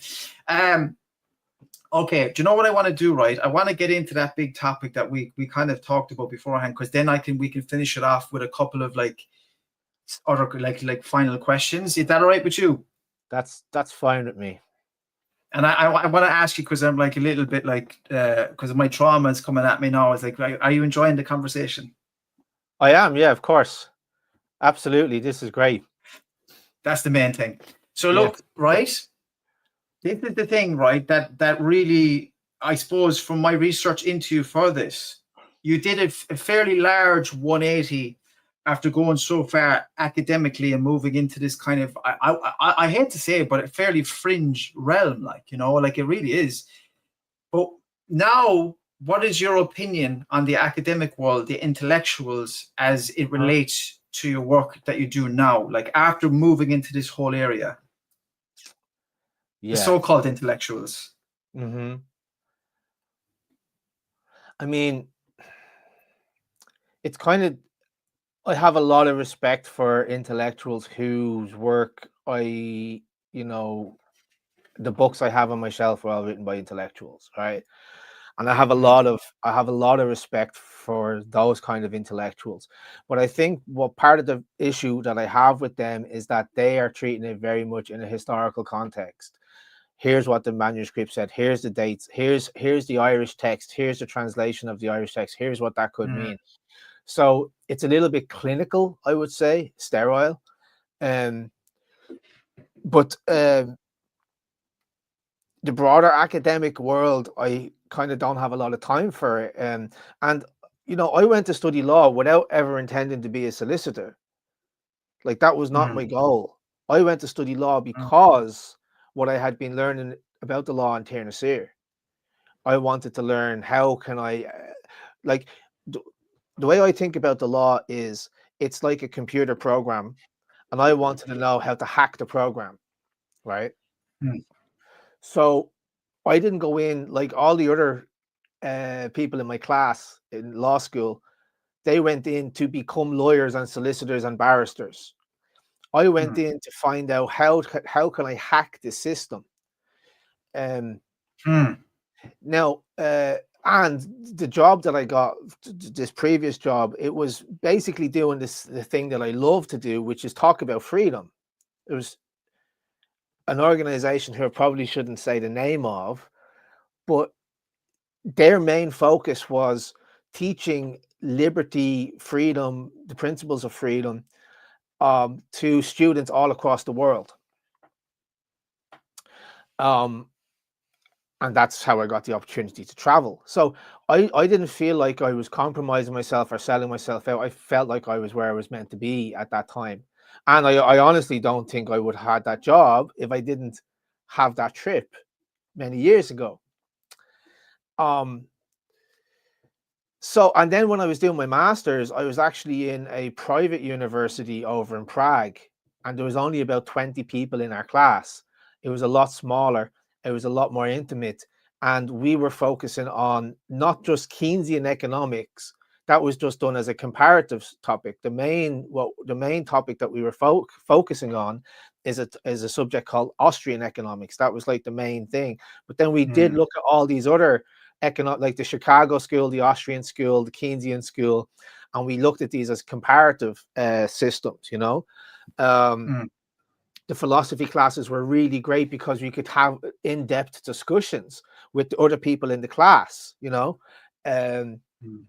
Economics was really interesting as well, because especially when we were doing behavioral economics, we even had a class on alternative cryptocurrencies and alternative banking systems, you know, where this guy who was a real expert in cryptocurrencies and banking systems was talking to us about what was it called? Free banking. He obviously told us about fractional reserve. He told us about the coupon system. I can't time banking, things like that. Like basically what Let's is based on. That's a local economy and trade system. Anyway, I'm kind of rambling a bit here. You're okay. You're okay. We also had a professor who was the vice president of the Czech Central Bank come in and tell us about money and how it doesn't really mean anything. He held up the Czech note and he goes, "Why is this valuable?" And then he explained how it's made, and he said, literally, we just type it out, and then we create the credit. And the less people know about that, the better. The less people know about that, the better. And that's interesting because credit is where we get the word 𝗘𝗺𝗶 in Irish, which means belief. So credit system is basically a belief system.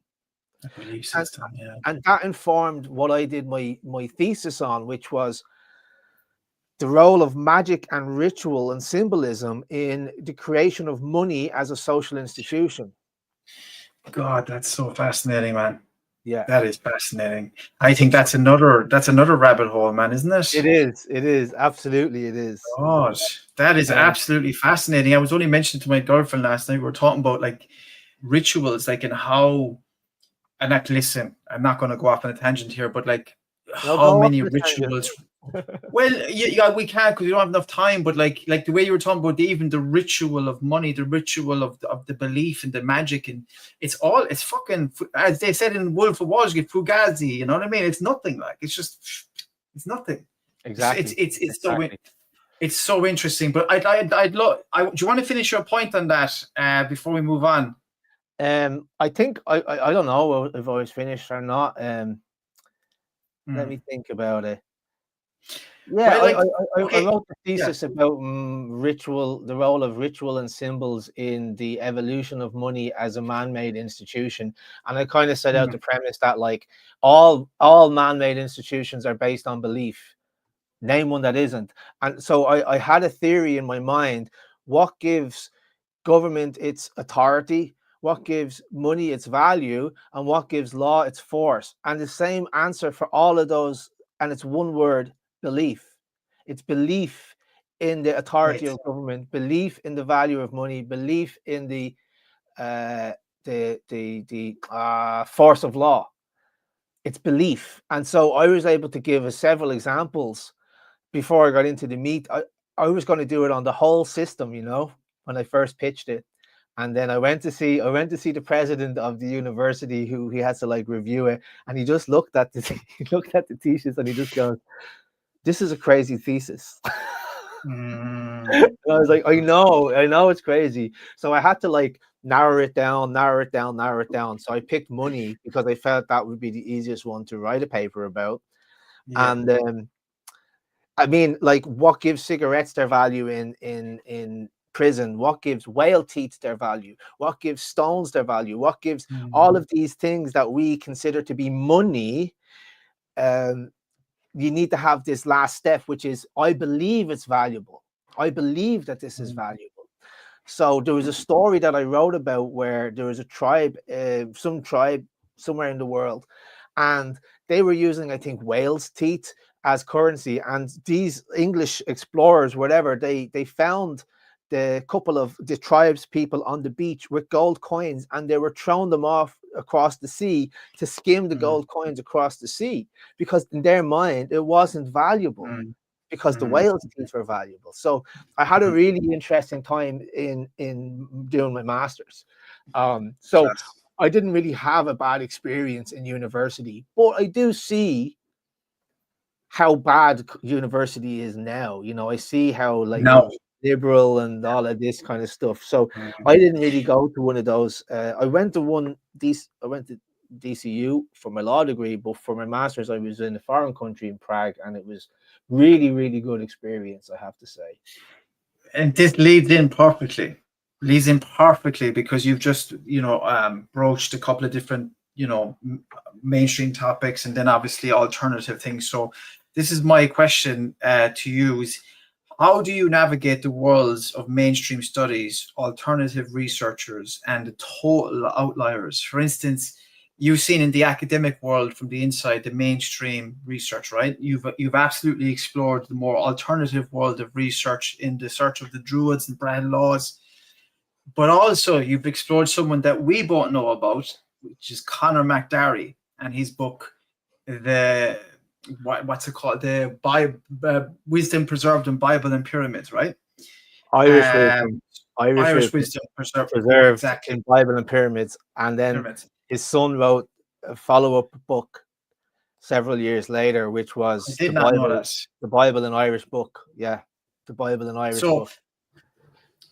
Yeah, we could get into Conor McDarry, but like, I know how I do it, but how do you synthesize and kind of formulate a worldview from all these different perspectives? Like, it's like, if that makes sense. It does make sense, and I will answer it like this. I would describe myself as a skeptic, which means if a true skeptic is open to any theory, so long as the evidence is there to back it up. And the more extreme the claim, the more extreme the evidence needs to be. Like the greater the claim, the greater the evidence needs to be. And I also hold to I think it was Aristotle who said it's the mark of an educated mind to consider a point but not accept it. So I'm not the type of person who will read something that just completely goes against what I will read everything, and then I'll make a judgment based on the evidence that's available. And some of my friends would tell you that, you know, I'm a little bit stubborn when it comes to being convinced. Like I will always ask questions. If something doesn't make sense to me, I'll always ask questions and try to get to the bottom of it. And so Conor McDarry is a person who makes some very bold claims. And I want to say, I'm not accepting everything that he says, but it's getting very hard to dismiss a lot of what he says as well. For those who are wondering what we're talking about, if you haven't seen or heard Conor McDarry, there is 2 videos on my channel, which is basically the audio book of Irish wisdom preserved in the Bible and the pyramids. And I would recommend going to put this into the comments there as well. Yeah, I would recommend you listen to that. Now it's 7 hours, but you know, if you get through the first one, it's pretty easy to get through the second one as well. You can put it on your podcast or something like that. You can put it on your headphones and listen to it throughout your day. Now, there is another creator who I came across a long time ago, about a year or 2 ago, and I came across her through a comment on the Conor McDarry video, right? And her name is Anaya Science Witch. She has taken the theory of Conor McDarry to the next level. And she also introduced this concept from Chinese medicine. I'm not too sure exactly what it is, but I know what picture she uses, and she superimposes that picture over Ireland, the map of Ireland. And she has the second audio book. She narrates it on her channel. Oof, you need to send that to me after, man. Please. Yes. Yeah. I'll send it to you after. Thank you. Now, I've actually been in touch with Anaya Science Witch, and I was watching her video, which was the War on God or something like that. Let me just check here. War in the Name of God. I'm just stretching my legs there now, so don't take any notice, okay? Just stretch. And as I was watching this, who pops up? My interview with Gerard Banks from years ago. And he was talking about, do you know who Gerard Banks is? Yeah, the name is familiar, but I'm going to look into more after. Yeah.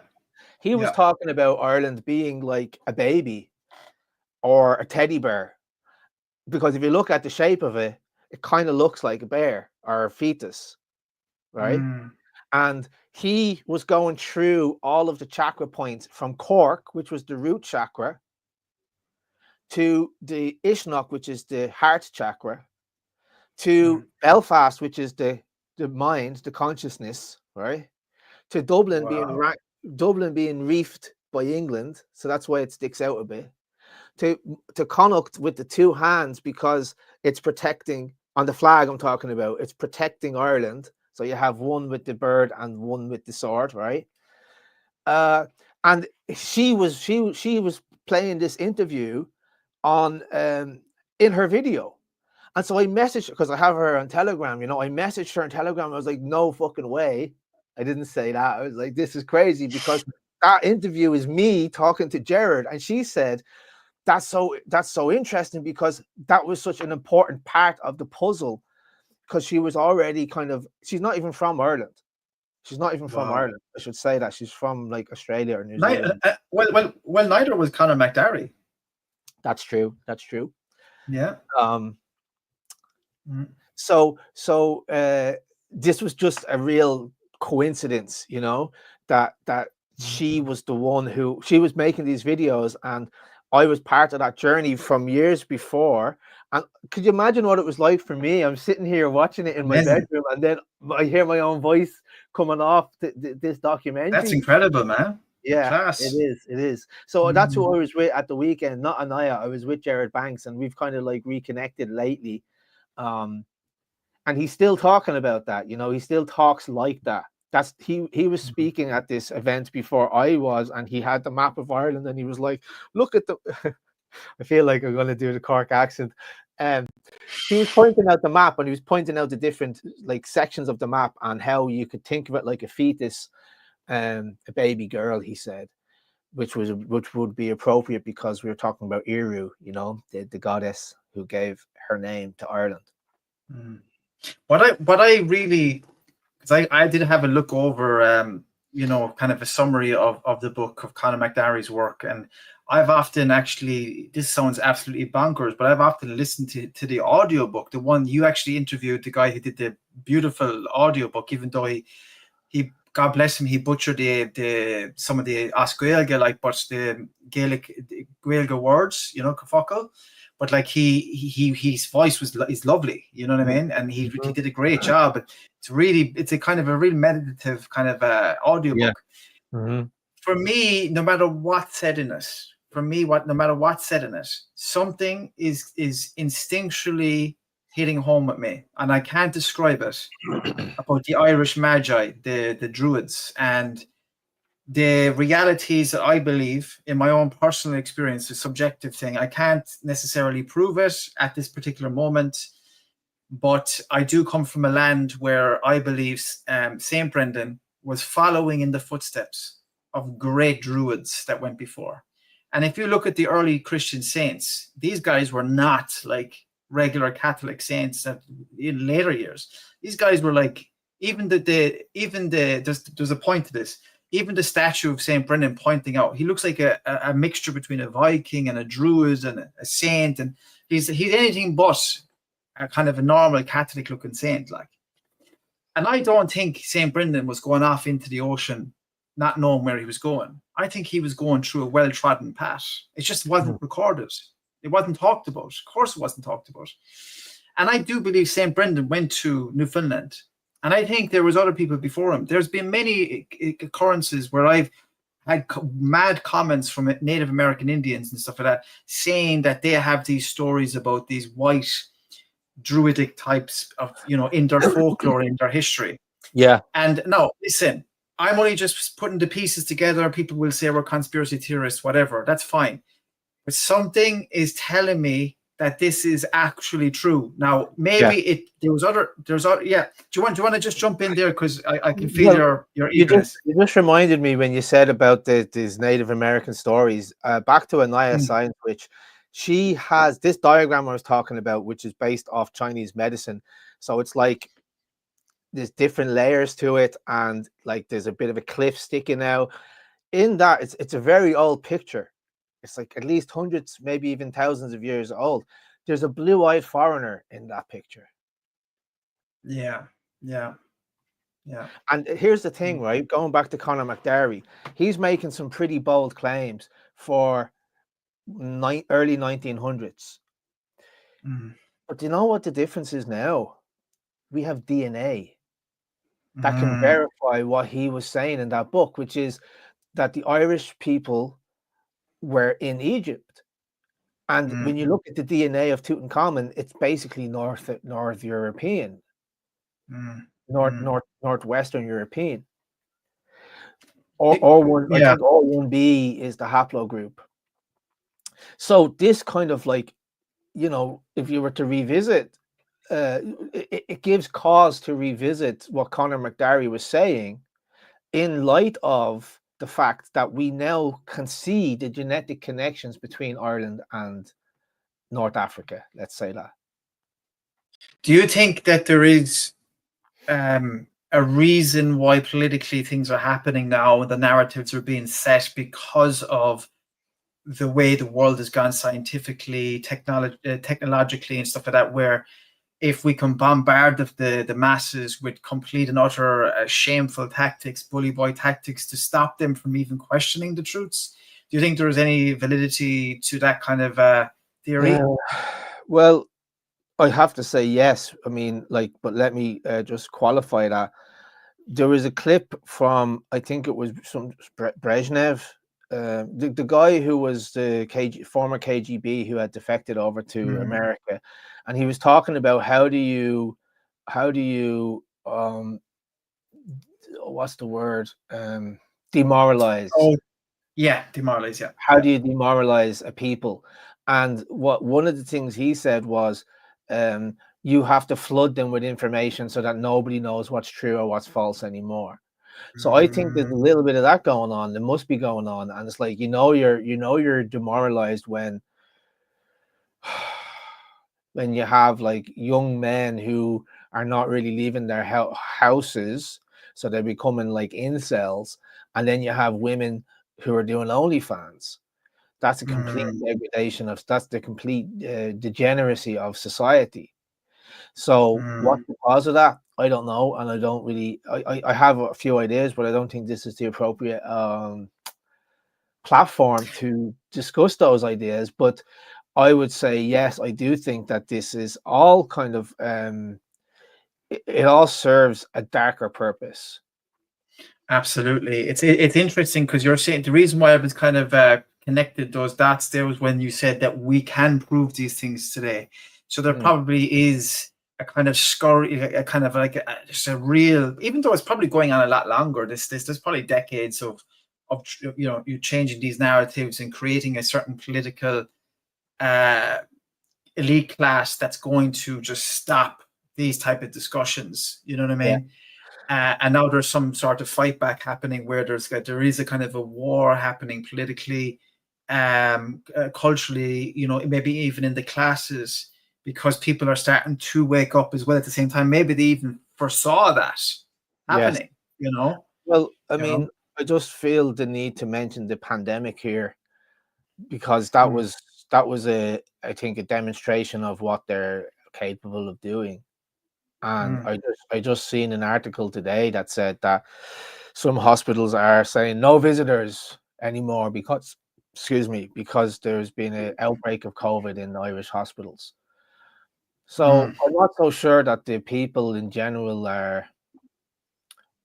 wise enough, and that's been my experience, because there's a lot of people. Okay, we can talk about it and we really enjoy talking about it, but there's a lot of people out there who are not interested in these ideas. Yeah, and they're I would say perfectly colonized. Yeah, that's why I'm in total agreement. And look, there is sometimes I do say it, like, and I say the conquering never really stopped. It just changed forms. Or maybe the conquered never really got back their freedom. It just thought it did, or something along those lines. But you know what? We could go on all night, but I want to finish up. Is there anything else you wanted to broach with Conor McDarry's work? Was there anything else you wanted to get into before we move on and finish up with a few questions? Like I did when I was just to give you maybe food for thought, if you wanted to get into something else about it.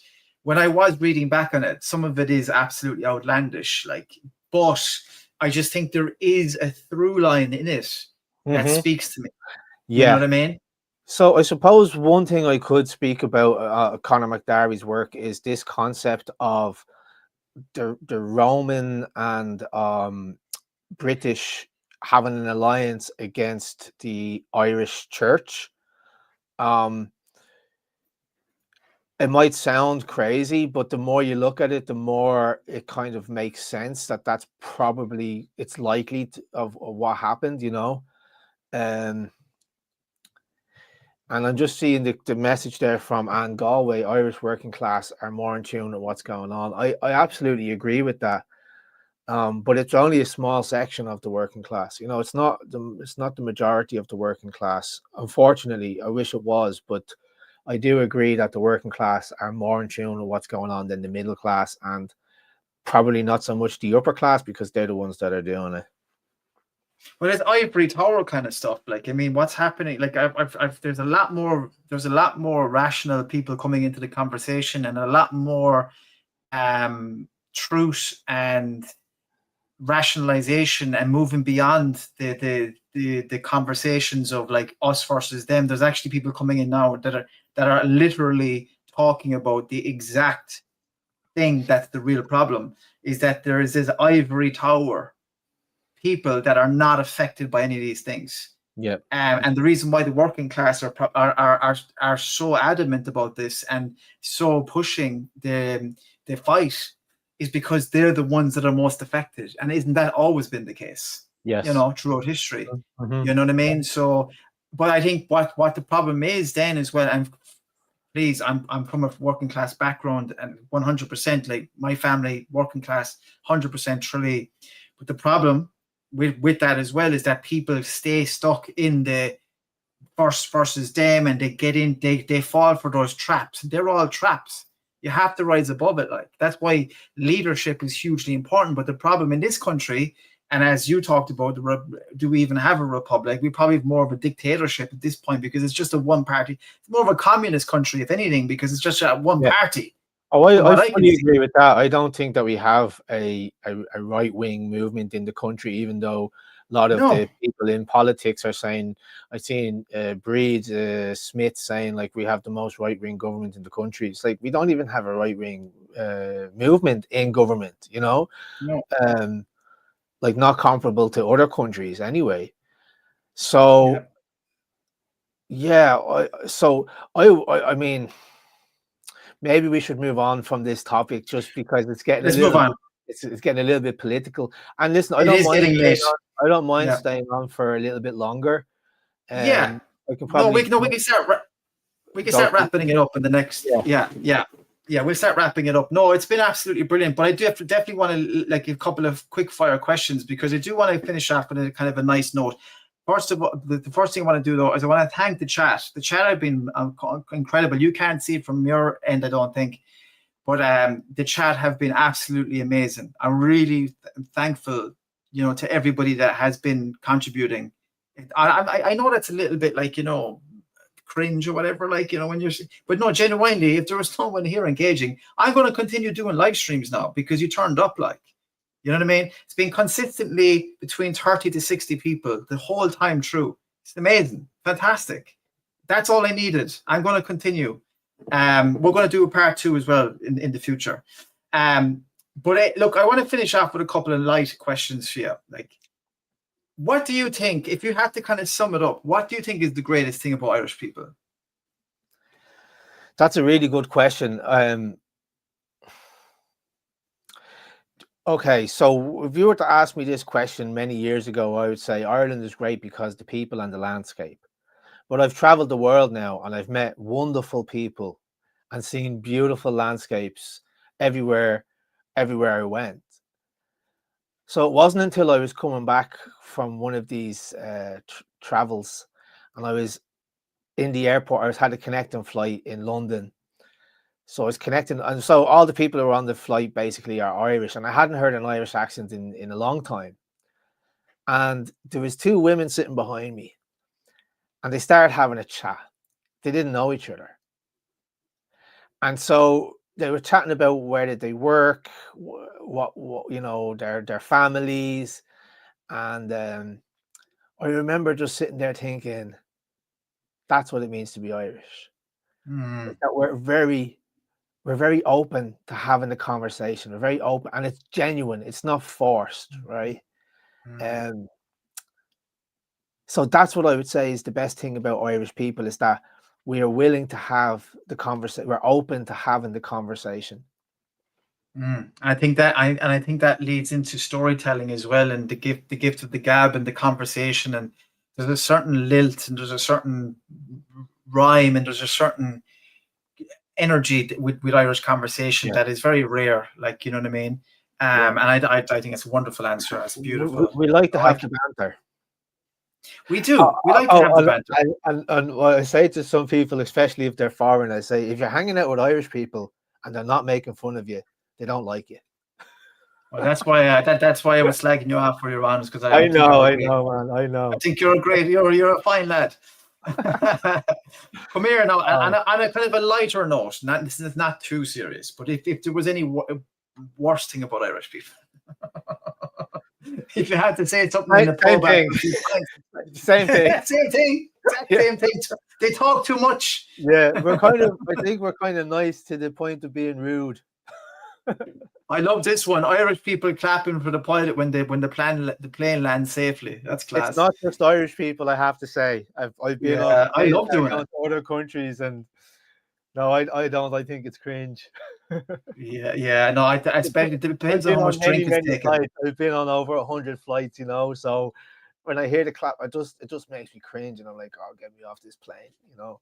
It's probably alcohol related, though, if you think about it.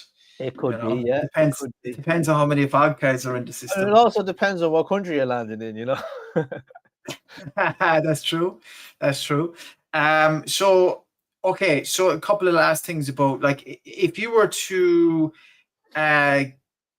give advice to Irish people, like that, especially for people that are wanting to say, go out there and do some videos, or wanting to do certain things, like even give talks or do anything that's kind of in line. What's your advice for them? I would say follow your passion, like do what makes your heart sing, and you'll always be happy. Hold on. I think this camera is going. Camera battery very low. Let me just change the batteries in my camera, but I'll still be able to talk to you, okay? So yeah, no worries. I would say follow your heart, do what makes you happy, and don't be afraid to be a teacher. Don't be afraid to tell people what you know, and that could be anything. It could be like, Irish mythology or Brehon law, but don't do that, because then I won't like you, because we'll have you'll be my competition. But like, there's other things as well that people can do, such as talk about whatever hobbies you have,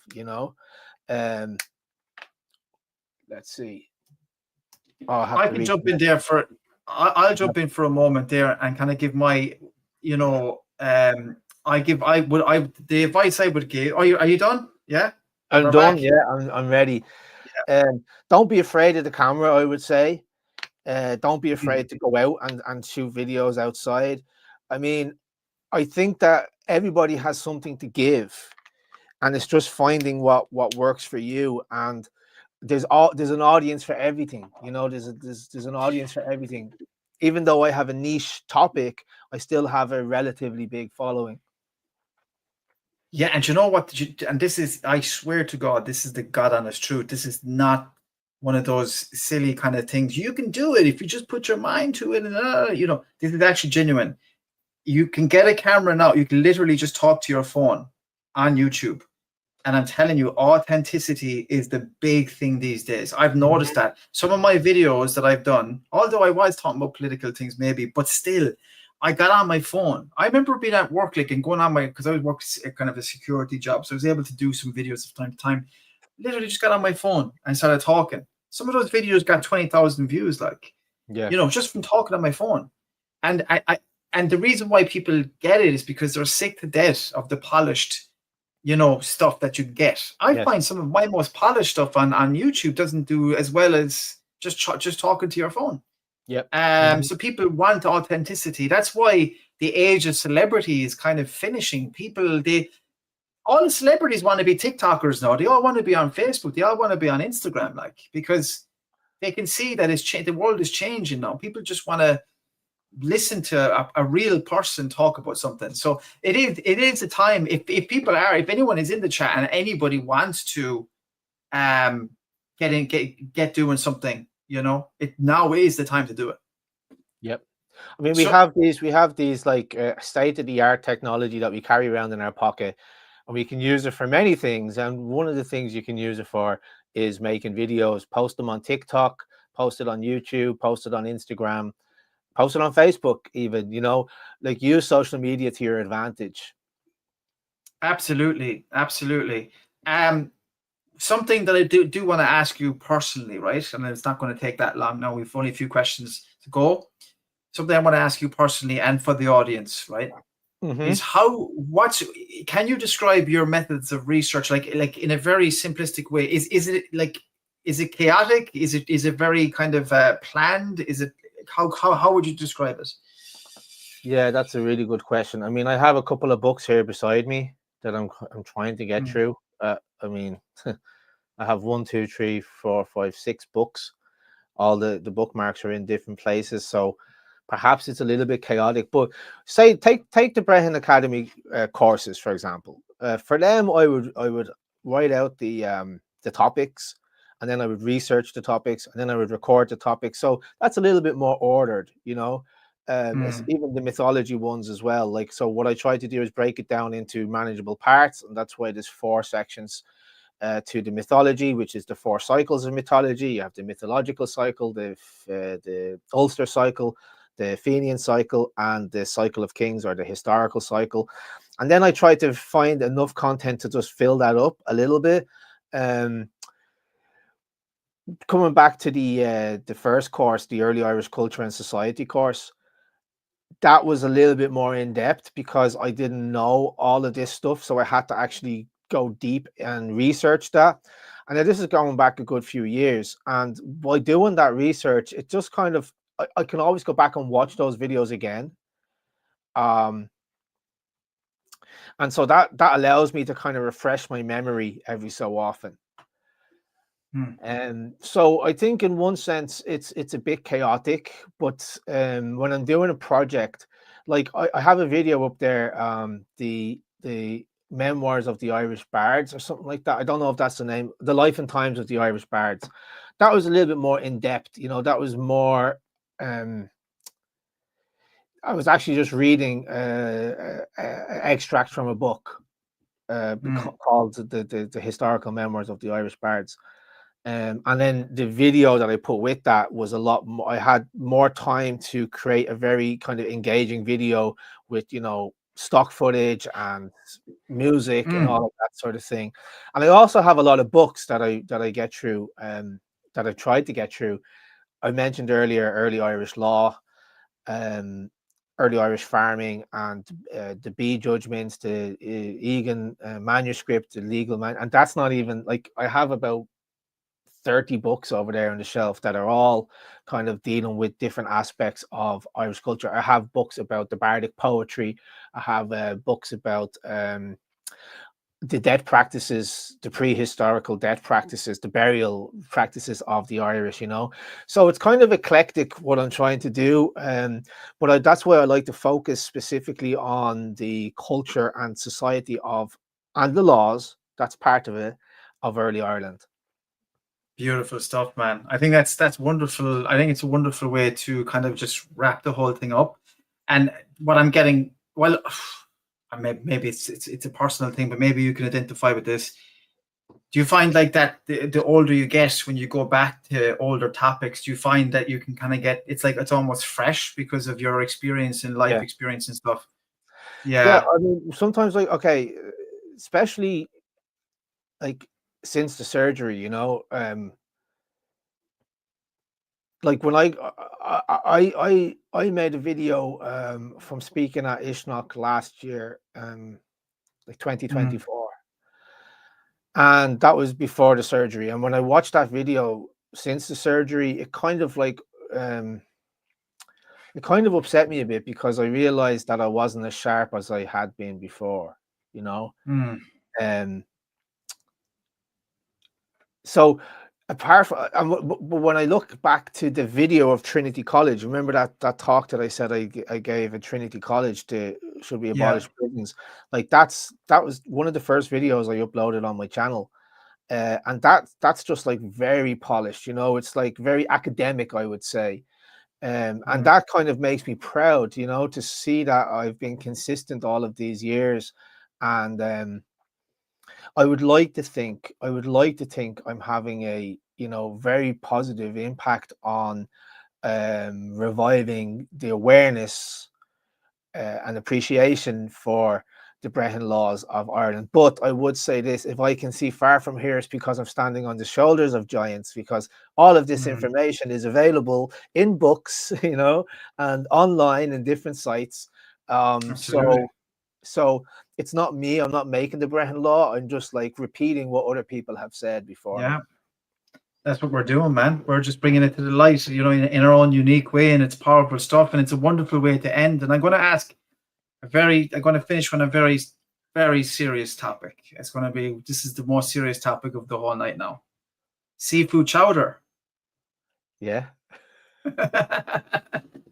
Tell me about your seafood chowder obsession. And we need to dive a little bit deep into this, but you're not getting out of this live stream before we find out about this.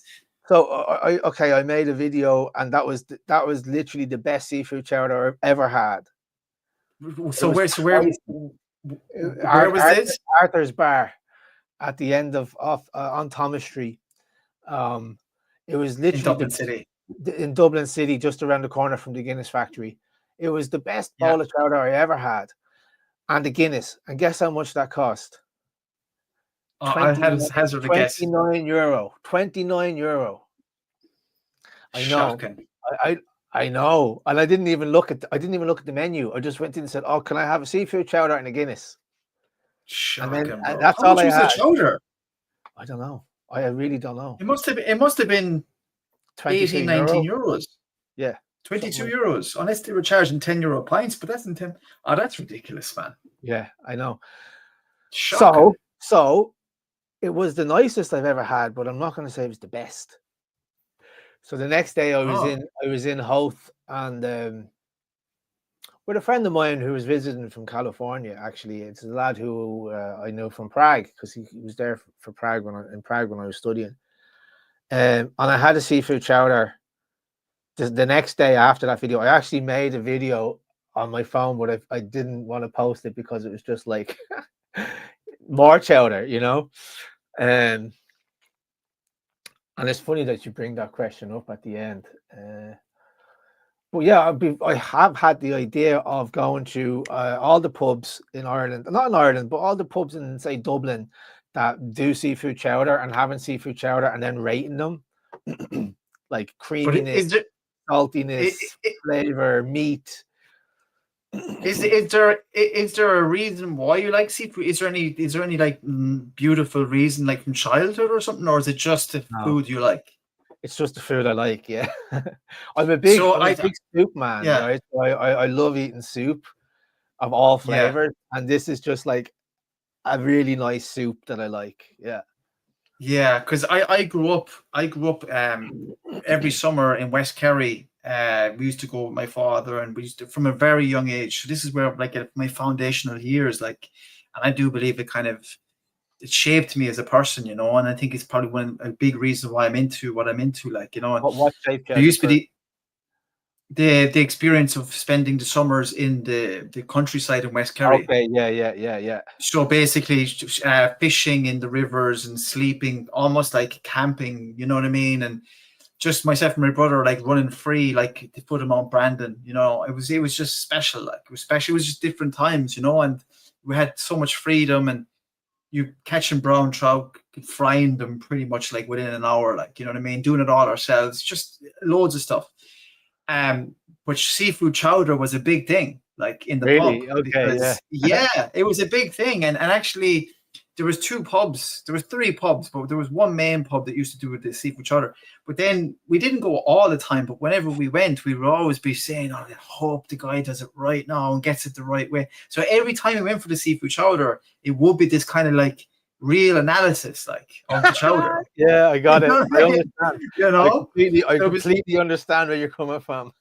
So it's like how much fish is in it, what type, how much the ratio, the proportions of how, as you say, creaminess. Is it over creamy? Is it not enough fish? Is it too watery? Is it too salty? Yeah, you know. Yeah, exactly. And I'm just wondering, was there something like that for you, or you know? No. But do you know what the secret ingredient was in the one that I had in Arthur's Bar? Saffron. Saffron. Yeah. Saffron. That was the secret. Makes sense. Why is it this color? Because it looks kind of yellow, you know? And the barmaid was like, saffron. I was like, that's why the pricks are charging about 10 euros extra. Exactly. Exactly. Yeah. So anyway, look, absolutely brilliant. I want to give you an opportunity to let people know where to find your stuff, and make sure you plug the things you want to plug, Kevin. Okay. So let me think. I'm on all social media channels I think Facebook is the most popular. I'm on YouTube, so please visit Brehon Academy on YouTube and subscribe.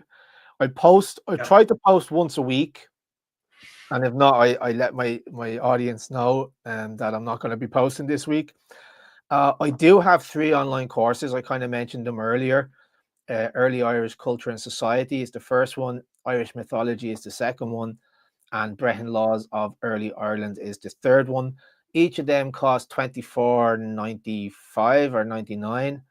And you can get all 3 of them for the price of 2 if you go to my website and click on online courses. And I think the fourth one in the list, you can buy all 3 of them for the price of 2. So that's about $49.99.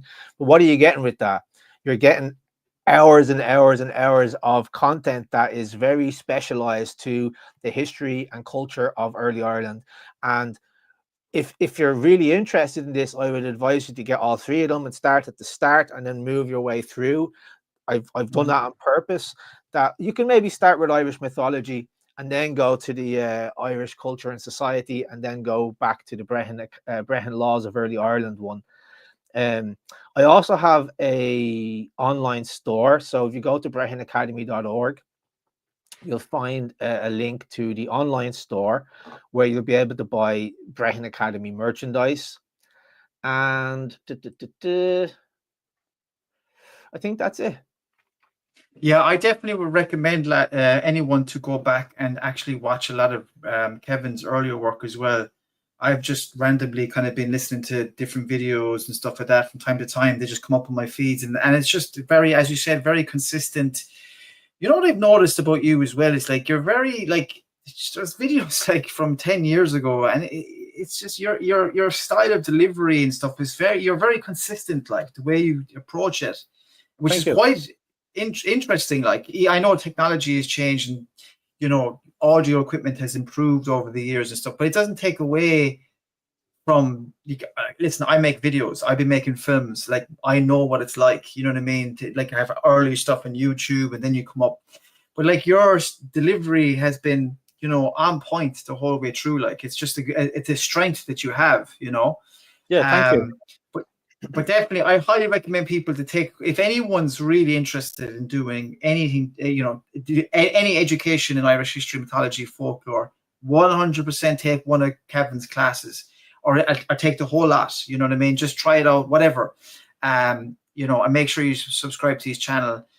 I want to thank everybody. If you don't want to do one of my courses and you still want to support me, you can buy a t-shirt or a cup or something like that from the shop. And I forgot to mention that we also have YouTube memberships. So you can go over and become a member of YouTube and, you know, commit to giving me some support once a month for as little as $1.99. There you go. And you know what? It's cringe and it's a little bit, you know, people always say that, but every little thing like that helps. Like everything helps, you know. I'm in the same game here. Like it helps, you know. All these little acknowledgements, it incentivizes us to continue. So look, I want to go to 𝗘𝗺 with 𝗘𝗺. It's been a wonderful Anawa. It was just been absolutely gohuntuk for me. And I, you know, thank you, Kevin. Thank you so much. And I really am honored that we got in touch. And it was interesting, actually, we probably should have said this at the start. When I saw you doing the Irish medieval history, and then I was texting you, literally, I think you were texting me at the same time. Well.